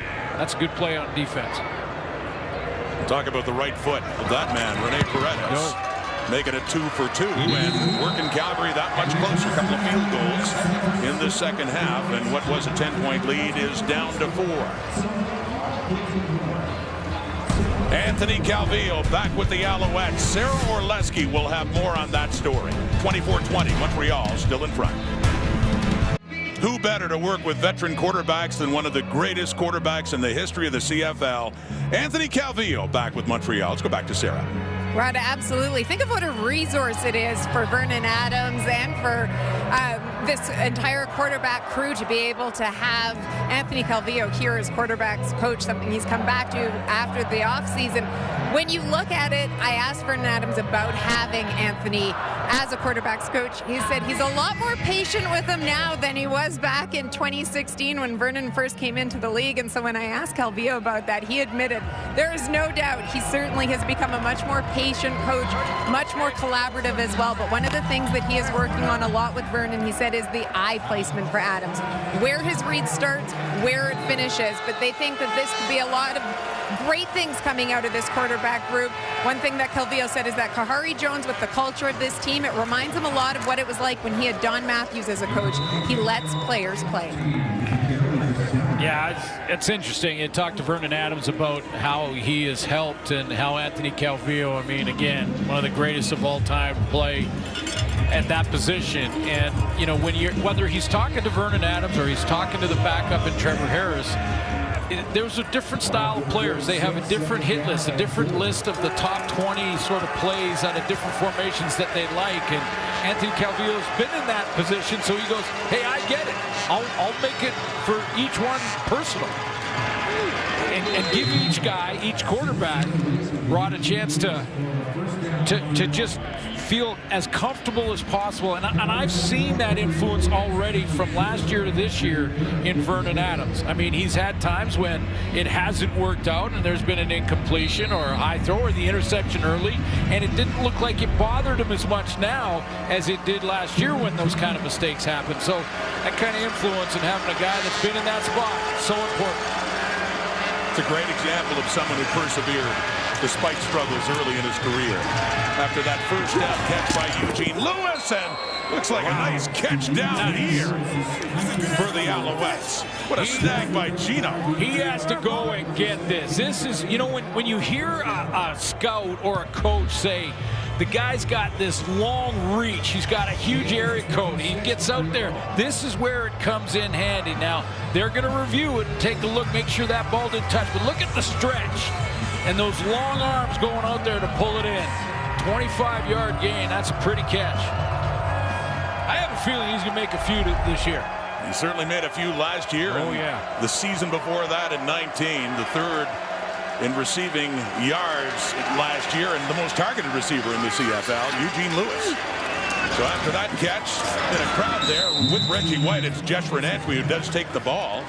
And that first down gain. Let's go back and take a look at one more time that Eugene Lewis catch. I mean, this is where the X's and O's leave and the athleticism picks up. And I said it off the top, and I'll say it one more time, and I won't drone on it, but world-class athletes putting on a show. That's what you watch when you watch Canadian football. And talking to him last year, we joked about him. You're right. Some world-class catches by Eugene Lewis. He and Jake Winicki would have practice competitions about spectacular catches. Winicki make a fair number as well, as that one falls incomplete. Jonathan Moxey.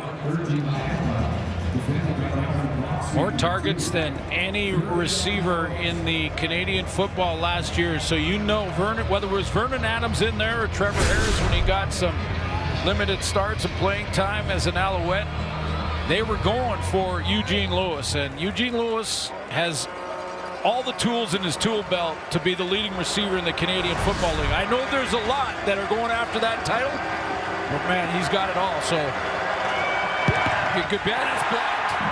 Blocked.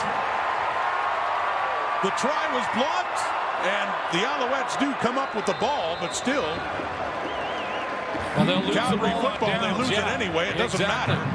So this time on special teams, just as the momentum was swinging back Montreal's way, the attempt by David Cote.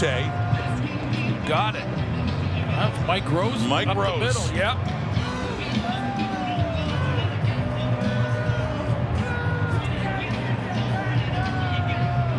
I mean, Mike Rose with a bull rush down the middle.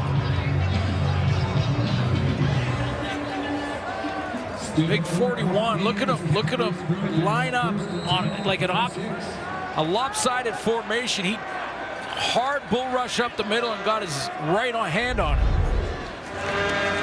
Blocked it with his elbow, not the tip of his fingers on the catch. Kamar Jordan. So Calgary now back inside Montreal territory, and that time, and not a turnover, a special teams play. In effect, a turnover on downs, as you will, with the block there. So Calgary's in business again. An interception or a block kick can ignite your sideline like no other plays in the game. It really can, and that's Kamar Jordan. Get Kamar Jordan going with this offense, and watch out. Still got a lot of football in him. 33-year-old in his 9th year in the Canadian Football League, all with Calgary. And just his second catch of the night for 18 yards. 1st and 10 from the Montreal 48. That play again. Jet sweep. Henry. And he scored a touchdown on this back in the first quarter, but a flag is out. Holding. Calgary number 88. 10-yard penalty. Still first down. And it is Jordan who's called on that play for the hold. Let's go back and see why the Stamps are one more time in this field position and a chance to get pushed back with this penalty. One more time on the block. Again, it forces double teams when you're lopsided like that on the special teams, and then Mike Rose gets the good power rush on up the middle. That's Mark Killam, the special teams coordinator, and it was Landon Rice that they went after. Last play of this third quarter, 1st and 20 now after the holding penalty from the 52, and that's completed. But another flag is out. It's another catch for Kamar Jordan. Normally, a quarter could not end on a penalty, but that was one of the rule changes that it could if the team that benefits from the penalty allows it to. Legal contact on the receiver. Montreal number 32. It's a 10-yard penalty. Remains first down, and that's the quarter.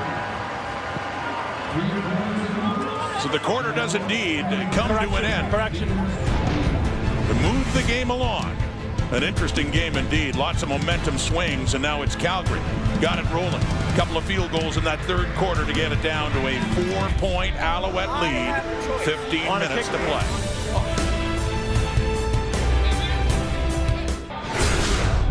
We run these stats after 3 quarters. Not quite over yet. We'll explain in a second. But you look at those numbers, Glenn, and Calgary in that third quarter rising up, defense, special teams, and getting to within 4 points of the Owls. Yeah. Defenses are starting to figure it out and make adjustments. That's the game is all about adjustments. Seeing a few more penalties in the third quarter. And part of the reason for that is this is the first game kind of coming out of training camp in the preseason. And into that third quarter and fourth quarter, you're going to see fatigue start to be a factor. And whether you know, it doesn't matter how hard you work in preseason and in training camp, you can't get to full game speed when you're playing every play on offense and defense and special teams. As mentioned, in the interest of game flow, a new rule this year that the quarter can end on a penalty, but the team benefiting has the option. Dave Dickinson wanted to have that one final play, so here it is in the third quarter before they switch ends. And it is caught on that 1st and 10. That's Richie Sindani with his 4th catch of the night, so that will end the third quarter.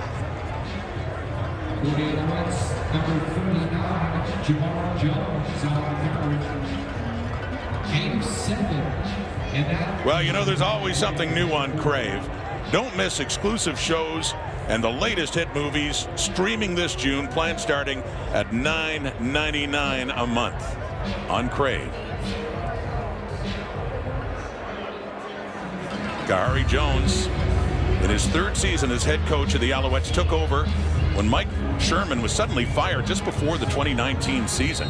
He was thrown right in it. They went 10-8, made the playoffs, hosted a playoff game, made the playoffs again last year, losing in Hamilton. Both times in the East Division semifinal, looking to take it the next step. They have the lead in this final frame. 2nd and 3 for Calgary, though. Going the other way now. Pulling his way for a first down as Nick Usher tries to haul him down and finally does, but another first down for Calgary. Trey Watson, the middle linebacker, hit Kadeem Carey, I think, as hard as he can hit him right in the hole. Carey absorbs that hit and keeps going for another 4-5. He just right there, big hit in the hole. Passing now on first down to Carey. Bobbles it a bit and gets down to the 30. Turner Jones there, and a flag is coming out. When fatigue steps in, the feet get a little bit slower and you start reaching and grabbing. Major foul, roughing the passer. Montreal number 23. 15 yards from the end of the play. Automatic first down. Or make bad decisions. Avery Ellis on a roughing the passer. Avery Ellis, one of the new Alouettes, coming over, the free agent from Ottawa after 4 years with the Red Blacks.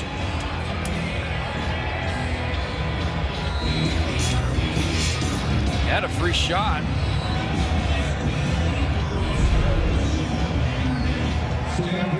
I'm not sure about that one. I don't think Avery Ellis is either. Because there's no way he could have known the ball was gone by then. Sure, that was the right call. Good break for the Stamps now inside the 20 and a first down by penalty. Colton Hunchak, product of York University. Gets it down closer to that Alouette end zone as Calgary is pressing now, looking to take the lead. Yeah, you talk about the late round draft picks, and honestly, I'd tell any young kid that's playing amateur football right now, don't worry about that. Get into a training camp at the next level. If you're going from high school to college or wherever, he was the last guy picked, Hunchak, in 19, and is in the starting lineup. I mentioned Richie's and Danny's second last, and then you got Hunchak, last one taken. You're right, contributing there. Kamar Jordan down around the 5, and just enough for a first down for Calgary. Eugene Lewis showed us an example of the importance of that, those long arms and reach. Kamar Jordan says, I got a little of that. Second half starting to get Kamar Jordan warmed up a little bit. He had a bounce-back season last year, given what he'd been through. 2018 having a career year, nearly 1,000 yards receiving by Labor Day. Badly hurt, his knee, out for the season. Basically out for all of 2019. Got it one game in the playoffs. It's Carey on first and goal. Touchdown, Stampeders. And the red and white have the lead back on Kadeem Carey's second touchdown of the night. Third quarter, the Calgary Stampeders were down inside the 10, and Reggie Begelton got a penalty that took him out of that scoring zone. Reggie Begelton here is going to lead Kadeem Carey into the end zone on this play. He gets a block where he actually takes 2. And receivers, sometimes you got to do this, but he gets his shoulder pads low, he opens up the hole, and Kadeem Carey gets in. Talking about points off turnovers, they did that in the first half, and then you had the block field goal try when the Alouettes were threatening to go up 3 more. Calgary comes back. Carey gets into the end zone again. Paredes converts it. And for the first time in a while, the Stampeders are back in front.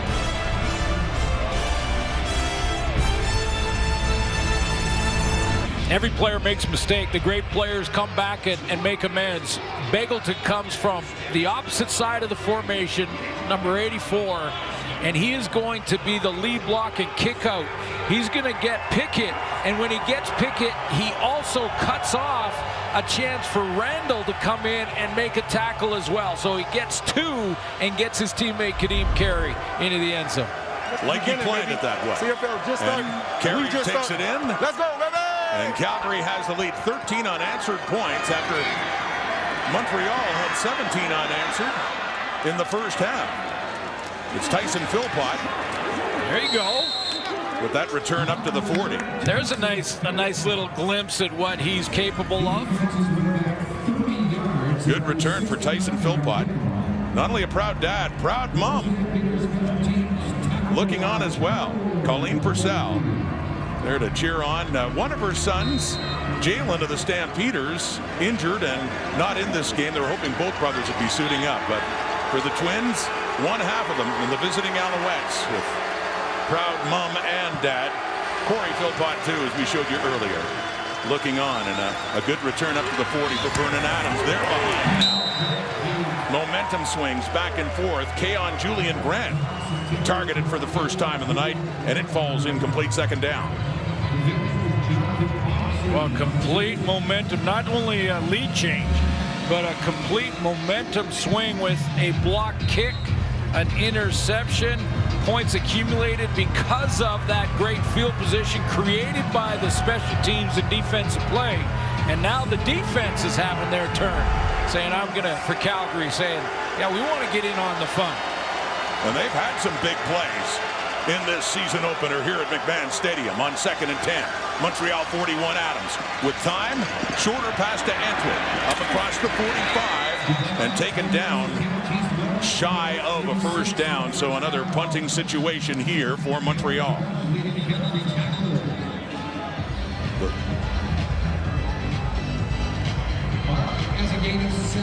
A lot of different types of formations from Brent Monson, the defensive coordinator.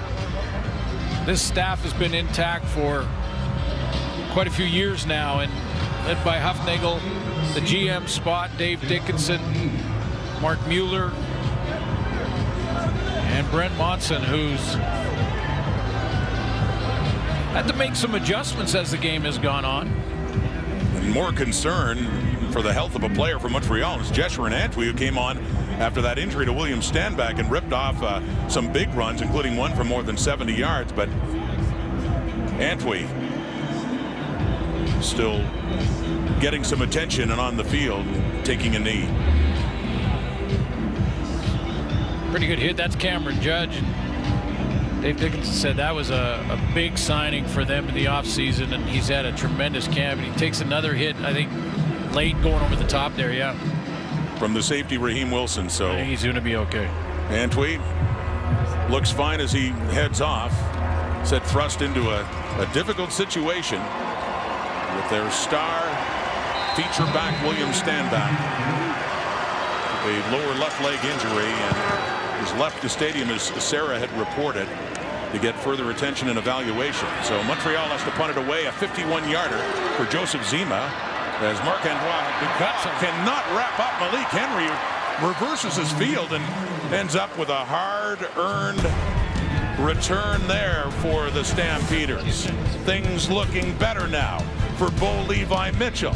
They were down 10 to start the second half. He's 21 of 33, and Calgary has the lead and the ball.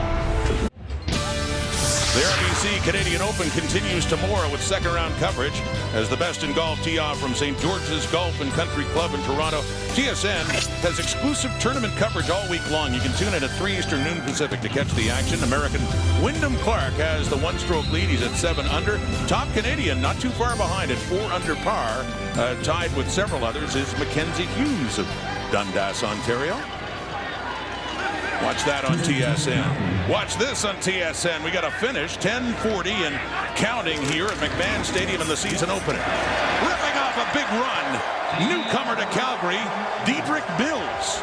And a first down off this drive as the Stampeders try to increase that 3-point lead. Yeah, Derek Dennis and Zach Williams on the left side of the formation. Watch the down blocks from them. And when Mills gets the ball, he's thinking, wow. Look at that. We could drive a truck through that one. I mean, that's a massive hole with no one around. And he's into the secondary. Derek Dennis back in Calgary for a third go-around. He was the top offensive lineman in the CFL back in 2016. Faking the handoff to Mills. Swinging it out there for Reggie Begelton, but that is too far. Yeah, two-time nominee for outstanding lineman. You go back to 16 that year, and just a great year for Derek Dennis. I would consider, from all reports that I've heard out of Calgary, that he had a veteran camp.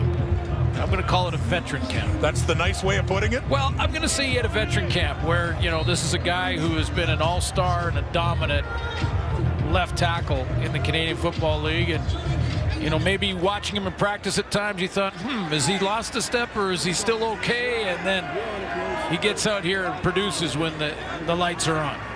Well, we talked to Dave Dickinson beforehand as Mitchell just tucks it in, gets a few yards, but he had pointed out he expects more, not only from Derek Dennis, he expects more from his quarterback, Bo Levi Mitchell, and from Kamar Jordan as well.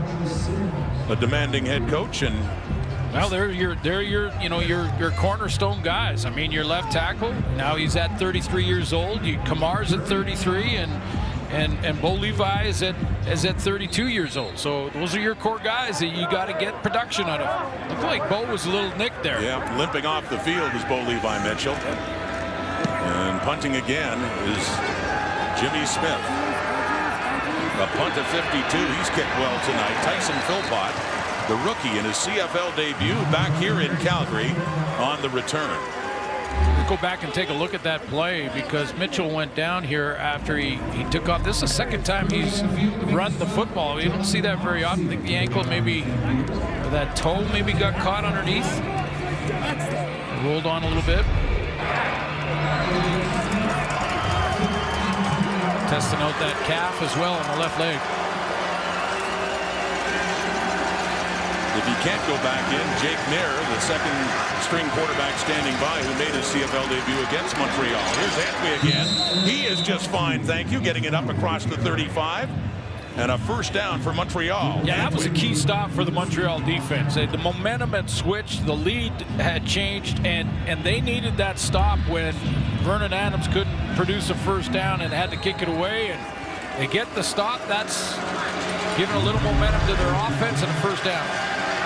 Antwi at 95 yards, filling in for William Stanback quite nicely. Reggie White on the receiving end there for Montreal. He's trying to work his way to another Alouette first down, and he gets close. Pressure from Brent Monson, the defensive coordinator from the Calgary Stampeders here. They're going to send pressure. So the key is, when you're sending pressure, the key is, can the quarterback get that crossing route before the pressure gets home? Vernon Adams, you've got one steamboat, two steamboat, pressure coming, get rid of it. You can't block all of them. Executed just like you draw it up. Second down and inches. He gained just about 10 yards. A lot of it after the catch for Reggie White. Whistles blowing it dead. They'd set up a draw for Antwi. Timeout, Montreal. Born in Ghana, lived in Israel, moved to Calgary with his mother, Jeshurun Antwi, when he was 12 years old. Started playing amateur football shortly after that here in Calgary. And as mentioned before, one of many former Dinos to be in the CFL and to be in this game tonight. A lot of them with Calgary too. Not all of them playing tonight. And if you want to find another guy, another reason to cheer for Antwi, I've got one for you. What's that? When he was at the UFC, he loves puppies, and he started working volunteer time to rescue puppies. Right, I remember so that. If you need another reason to have a guy to cheer for, it was called the Positive, P-A-W, Positive Match Rescue Foundation. And Antwi became a part of it and spent a ton of volunteer hours making sure the puppies were walked and rescued and saved and washed. Now, how do you not feel good about someone who helps puppies? It's impossible. Just give you another reason to have a guy to cheer for him. Dominic Davis came on in short yardage and picked it up for the Alouettes. So first down, they're up to their 49. They're down a field goal. Back and forth these teams have gone. Over the middle, Eugene Lewis breaks a tackle, hurdles, Vernon Adams style. The Alouettes are hurtling tonight, working their way down the field. Eugene Lewis, the latest to do it. Putting on a show now. They're putting on a show. The big players, big names. Antwi, by the way, was open out in the flat. Vernon Adams decided to go with the crossing route. Good choice, because he's putting in the hands of a great athlete, great performer, up over the top. Nice one. Back to the ground, back to Antwi. Do you think Eugene thought, well, his quarterback can hurdle, so can I? Yeah, but just think of this in how fast the game happens on field level. You see the game from field level, full speed, and basically the ground is moving, but the speed is so quick, and to make that decision in less than half a second to jump over a tackler, you know, not very many people could do that. It's remarkable. He has 4 catches for 112 yards, including a big 55-yarder in the first half that helped Montreal answer after falling down 7. They're down 3. Another completed pass. This one into the hands of Jake Winicky. Just his second catch in this season opener, but an impressive drive for the Alouettes when all that momentum seemed to be going Calgary's way.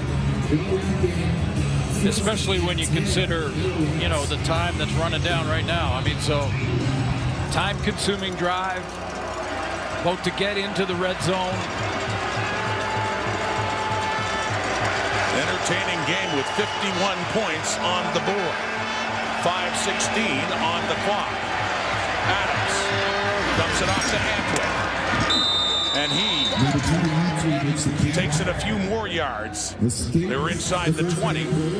You know, Vernon Adams, such an instinctual player. I mean, he's, I think, sometimes at his best when he's sort of making it up. Like, you're the bottle cap and we'll just make it up. He thought he was going to run there. That got kind of closed down. He got his hands up. Again, the balls are the play is happening in full speed, and Antwi keeps with it, keeps focused, and is ready and available.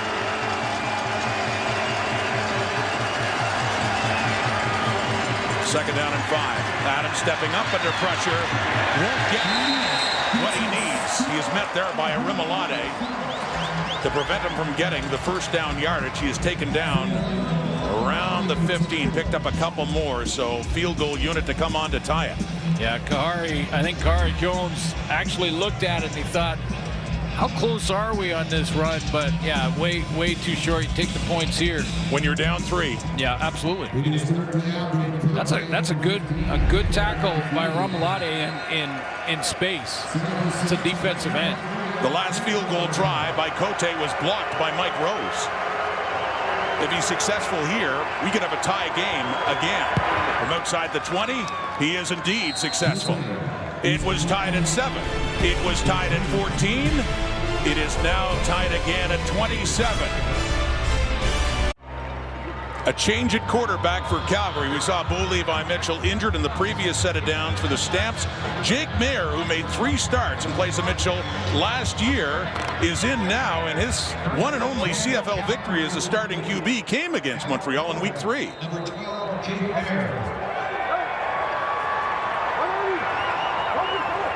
Had that big debut last August, so getting things started on a play-action fake over the middle and complete. It's Sindani. Gets it right to him, and a big first down, Calgary. A couple warm-up throws on the sideline as they looked at Bo and that ankle, and he comes in and he rips it to Sindani on a dig route. Little play action to Kadeem Carey, steps up strong and throws a strike over the middle. That's the way to get in the groove early. Get that feeling early on. He threw a pick in his debut a year ago, and they fell behind, and then he responded. He had a couple intercepted, and he stood in and ended up engineering that victory. So big pass to start it off, and then back to the ground to Kadeem Carey. Well, and what was unique and just a great accomplishment for Jake Mayer was in his 3 starts, in all 3 of them, he threw for over 300 yards. I mean, three consecutive, never been done. Yeah, outstanding. So in now, and with the game on the line, and Calgary is moving. 3 minutes on the clock, and a tie game on opening night in the CFL. What an opening night. CFL 22 tie ball game. Under 3 minutes to go here in Calgary. Stampeders and Jake Mayer in quarterback with the ball on that one. He completed one earlier to Sindani. That one in behind him falls incomplete on that second down play.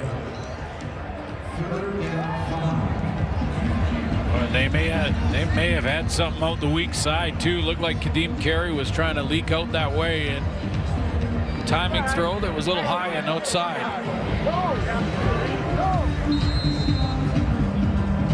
So Jimmy Smith, Australian punter, acquired in a trade 4 days ago from Saskatchewan. Got to be inside the 15 now. One of the new rules. Looks like he does get it inside the 15. Wow, that's a great kick. Inside the 10-yard line as they mark it. So a great job by Jimmy Smith in his debut with Calgary to hem Vernon Adams and the Montreal offense in a tie game deep in their own zone. Well, you've got 2:44 on the clock, which is a long time in Canadian football. You've got a tie game. You got the ball in your hands. That's exactly, ask Matt Dunnigan if that's exactly what he wants. The quarterbacks with confidence, that's what they wanted. Give me the ball, time on the clock in a tie game, any time of the day. What a situation for heroics right now. Faking the handoff to Antwi with time and throwing it off for Reggie White. Working on Kobe Williams, gets around him and gets a first down to start this drive for Montreal. Yeah, absolutely love the play call from Kahari Jones here to go with play action here, and watch how influenced the defense is on Antwi as he goes into the middle on play action. Defense reacts to the hole, and then Vernon Adams pulls it, gets on the run, gets outside, and strike to the outside. And a gain of 16. They get it up to the 24 after they were hemmed in deep. 2:24 on the clock. 27. Throwing again, and that one wobbled its way in and is batted down by Ruffin. Deontay Ruffin in coverage there on White. Well, you know, they've been testing that side a little bit, and I mentioned the plays that Trey Roberson has been making back there in the short side corner. This time they run Roberson off. Wiggin gets a hand on it. That takes the timing away, and it allows Ruffin to close quickly. Another good play by Derek Wiggin. Having a good night. A lot of the Calgary defenders are. Defense on both sides. Despite all the scoring, too, there have been some big plays. And now is the time for both of these teams looking for a big play that could seal the deal. Montreal 10 for 21 on second downs. Here's a big 2nd and 10 now with Adams. Back, under pressure, getting away. He'll take off. Vernon Adams trying to work his way up to the...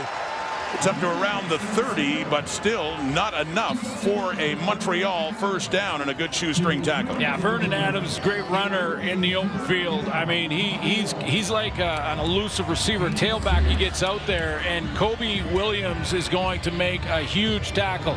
It's not pretty. It's not a form tackle. It's you've got about 40 yards on either side of you. You don't make it, it's a first down, and he just trips him up. So Joseph Zima stands back at his 15. Will we have overtime in this game? Punt to 48. The Calgary 35. Malik Henry. Now the Stampeders and Jake Mayer would love to end it before OT, but that would be 2 games in a row, partner. We would have overtime if you go back to Grey Cup 2021 when regulation was not enough for the Bombers and the Ticats. I'm good with it. Bring it on. Let's Same go. Here. But now, yeah, he's got the opportunity. Jake Mayer's got the ball. Still lots of time on the clock. We could see 2-3 more possessions. The last 3 minutes of Canadian football is the best 3 minutes in sports. Any sport, anywhere in the world. No question. Bo Levi Mitchell up and limping and walking around as he watches Jake Mayer go to work here under 2 minutes. Pump fakes. Pressure's there. Barely gets it away and completes it to Sindani. Jake Mayer on his way down. Still gets the ball up in the air, and Sindani comes down with it. Yeah, Jake Mayer is bailed out here. This is a decision that he probably wants back when he watches it on video again. He's in trouble. He's going down. He slings it out and kind of hopes. But the play is made by Richie Sindani. Again, another dino from the University of Calgary. Courage to go up and get it, knowing his DB is coming downhill on him. What a night Sindani with 7 catches over 100. That's Kamar Jordan now. Getting busier, too, in this second half. Yeah, he's clicked in the second half. I love the game of Richie Sindani. You think about Richie Sindani becoming a 1,000-yard receiver potentially. You think about his game here tonight and some of the plays that he has made. We're talking leading receivers so far, as you mentioned, over 100 yards. How about that Dino program with Sindani and Antwi and the night they're having? So trying to work the clock down as well and get that first down. Jake Mayer just calls his number and does indeed get it inside the 40, and they're getting position now, getting a little closer for one of the best of all time in Rene Paredes. Great former coaches, Mark Trestman of the Montreal Alouettes. A couple Grey Cup championships for him. Both leagues, he's been a head coach. Said the final 3 minutes to manage, it's a thinking man's game. Dramatic ending here. Carry with it. Avery Ellis among the Alouettes. Trey Watson there, too, to limit the gain. But they are in the field goal range of Paredes. Because right now, Timeout, Montreal. Dave Dickinson has done a couple things. He goes to the run game, again, because the clock will keep running unless Montreal uses their timeout. So you got to get them, which they just did. So you got to get them to burn their timeout. Then you keep it in the middle, you're in field goal range now. It's a long one, though. This is not a gimme from where it's at. And remember Rene Paredes, one of the greatest, maybe the greatest of all time, had one of his worst days in the Western semifinal in Saskatchewan where he missed 3. It was a very busy day for kickers, difficult weather, but he missed 1 in overtime. Saskatchewan ended up coming back on a Lawther field goal and won it. And that probably haunted him a bit for a while, despite all the great things he's done, winning championships and the most accurate kicker over historically his body of work. Lewis Ward is there as well. Gonna sling it. So they dump it off. The Colton Hunchak, who gets it down closer to the 30. Not a first down, but that much closer for Rene Paredes. Paredes has done all you can do in this game, as said. The only one who's been more than 90% accurate 5 times in a career. No one else is more than 3. He was bothered by the way the season ended, despite making 5 of 8 in that game against the Riders. Well, I'll tell you, I don't want to jinx any kickers here, but with the hash marks moved closer to the middle, it should actually help kickers when they're on the hash marks. Could only kick it from so wide, and this is inside that right hash. And this is to put them ahead with 33 seconds on the clock. Money in the bank. The veteran Paredes kicks it through and gives Calgary the lead again.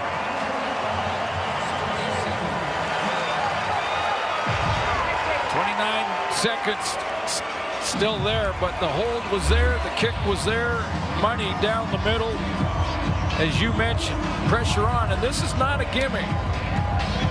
Those goalposts look from that far out with a chance to take the lead this late in the game. Those goalposts start to shrink on you in a hurry. He was over 91% in accuracy last year. 5th time, as said, he'd gone over 90%. Grey Cup champion in 2014 and again in 2018. So the pressure goes back squarely on the Montreal Alouettes. 3 points down again with 29 seconds on the clock. And in this situation, automatically a kickoff. The Alouettes do not get the ball at their own 40. What about Tyson Philpott making a play in this juncture on this field? If the ball is kicked to him, he's one of the deep returners here. And Adarius Pickett's the other, and we've been talking about those Calgary Dinos. The night for Jesh Renantwi, the night for Richie Sindani. Both going over 100 yards total offense, 98 rushing for Antwi, but more in receiving too. And Tyson Philpott in his first CFL game is standing back with Pickett. And it'll go to Adarius Pickett, taking it at the 10. 28 seconds on the clock. Still on his feet. Broke the tackle. They got to get within field goal range, and even with 21 on the clock, they have enough time to get close. Yeah, absolutely. Now the question is, what does Brent Watson do defensively? Is he going to send pressure, get the one-on-ones, and have a matchup possibly where Eugene Lewis can go to work? Or do you drop back in zone and force Vernon Adams to try and throw it underneath and then have the clock as your ally if you're playing defense? David Cote, second-year product of Laval. Adams got rid of it. Avoided the sack, got it away. It falls incomplete. Set 5, so it wasn't full blitz, more of a stunt defensively. But there was pressure, and the pressure came late. I believe it was Titus Wall that came late on the pressure that forced Vernon Adams up in the pocket, burned 7 seconds. David Cote's longest last year was 49. And they need a chunk here. Meaning, based on that, down to the 40 or 42-yard line, that's still almost 30 yards that they have to go from their 43. 13 seconds on the clock. Adams on second down. Take it out. To Keon Julian Grant. I don't know if he got out of bounds. Did he get out of bounds?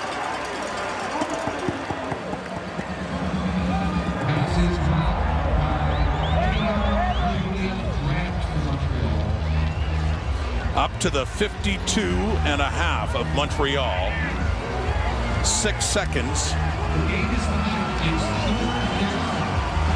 Now if you're Calgary, you're backing off and not giving up the Hail Mary. I'm not sure they can squeeze 2 plays out here. So this could be the ball game on 3rd down for Adams. It definitely is the final play. Running around. And Adams finally does chuck it deep down the field to the end zone. No. Incomplete. What a finish. Calgary comes back. Stampeders win at home in the season opener. But Kahari Jones and his Alouettes, despite a lot of adversity, made it oh so close. Well, 2 teams that put on a great show to kick off the 2022 CFL football season. Scoring was there, big plays there, down to the wire. Last play of the football game to decide it, and the Calgary defense makes the play they needed to. But it was close. Reggie White had a shot at it. What a finish to the game. What a start to the season. CFL 2022 in the books. As Rene Paredes with the margin of victory, that winning field goal. And Calgary starts off with a victory. Oh, Vernon Adams. What a night he had in so many ways. The Alouettes lost William Stanback. They lost some other key players too, Mario Alford and Greg Reed. But they kept coming back.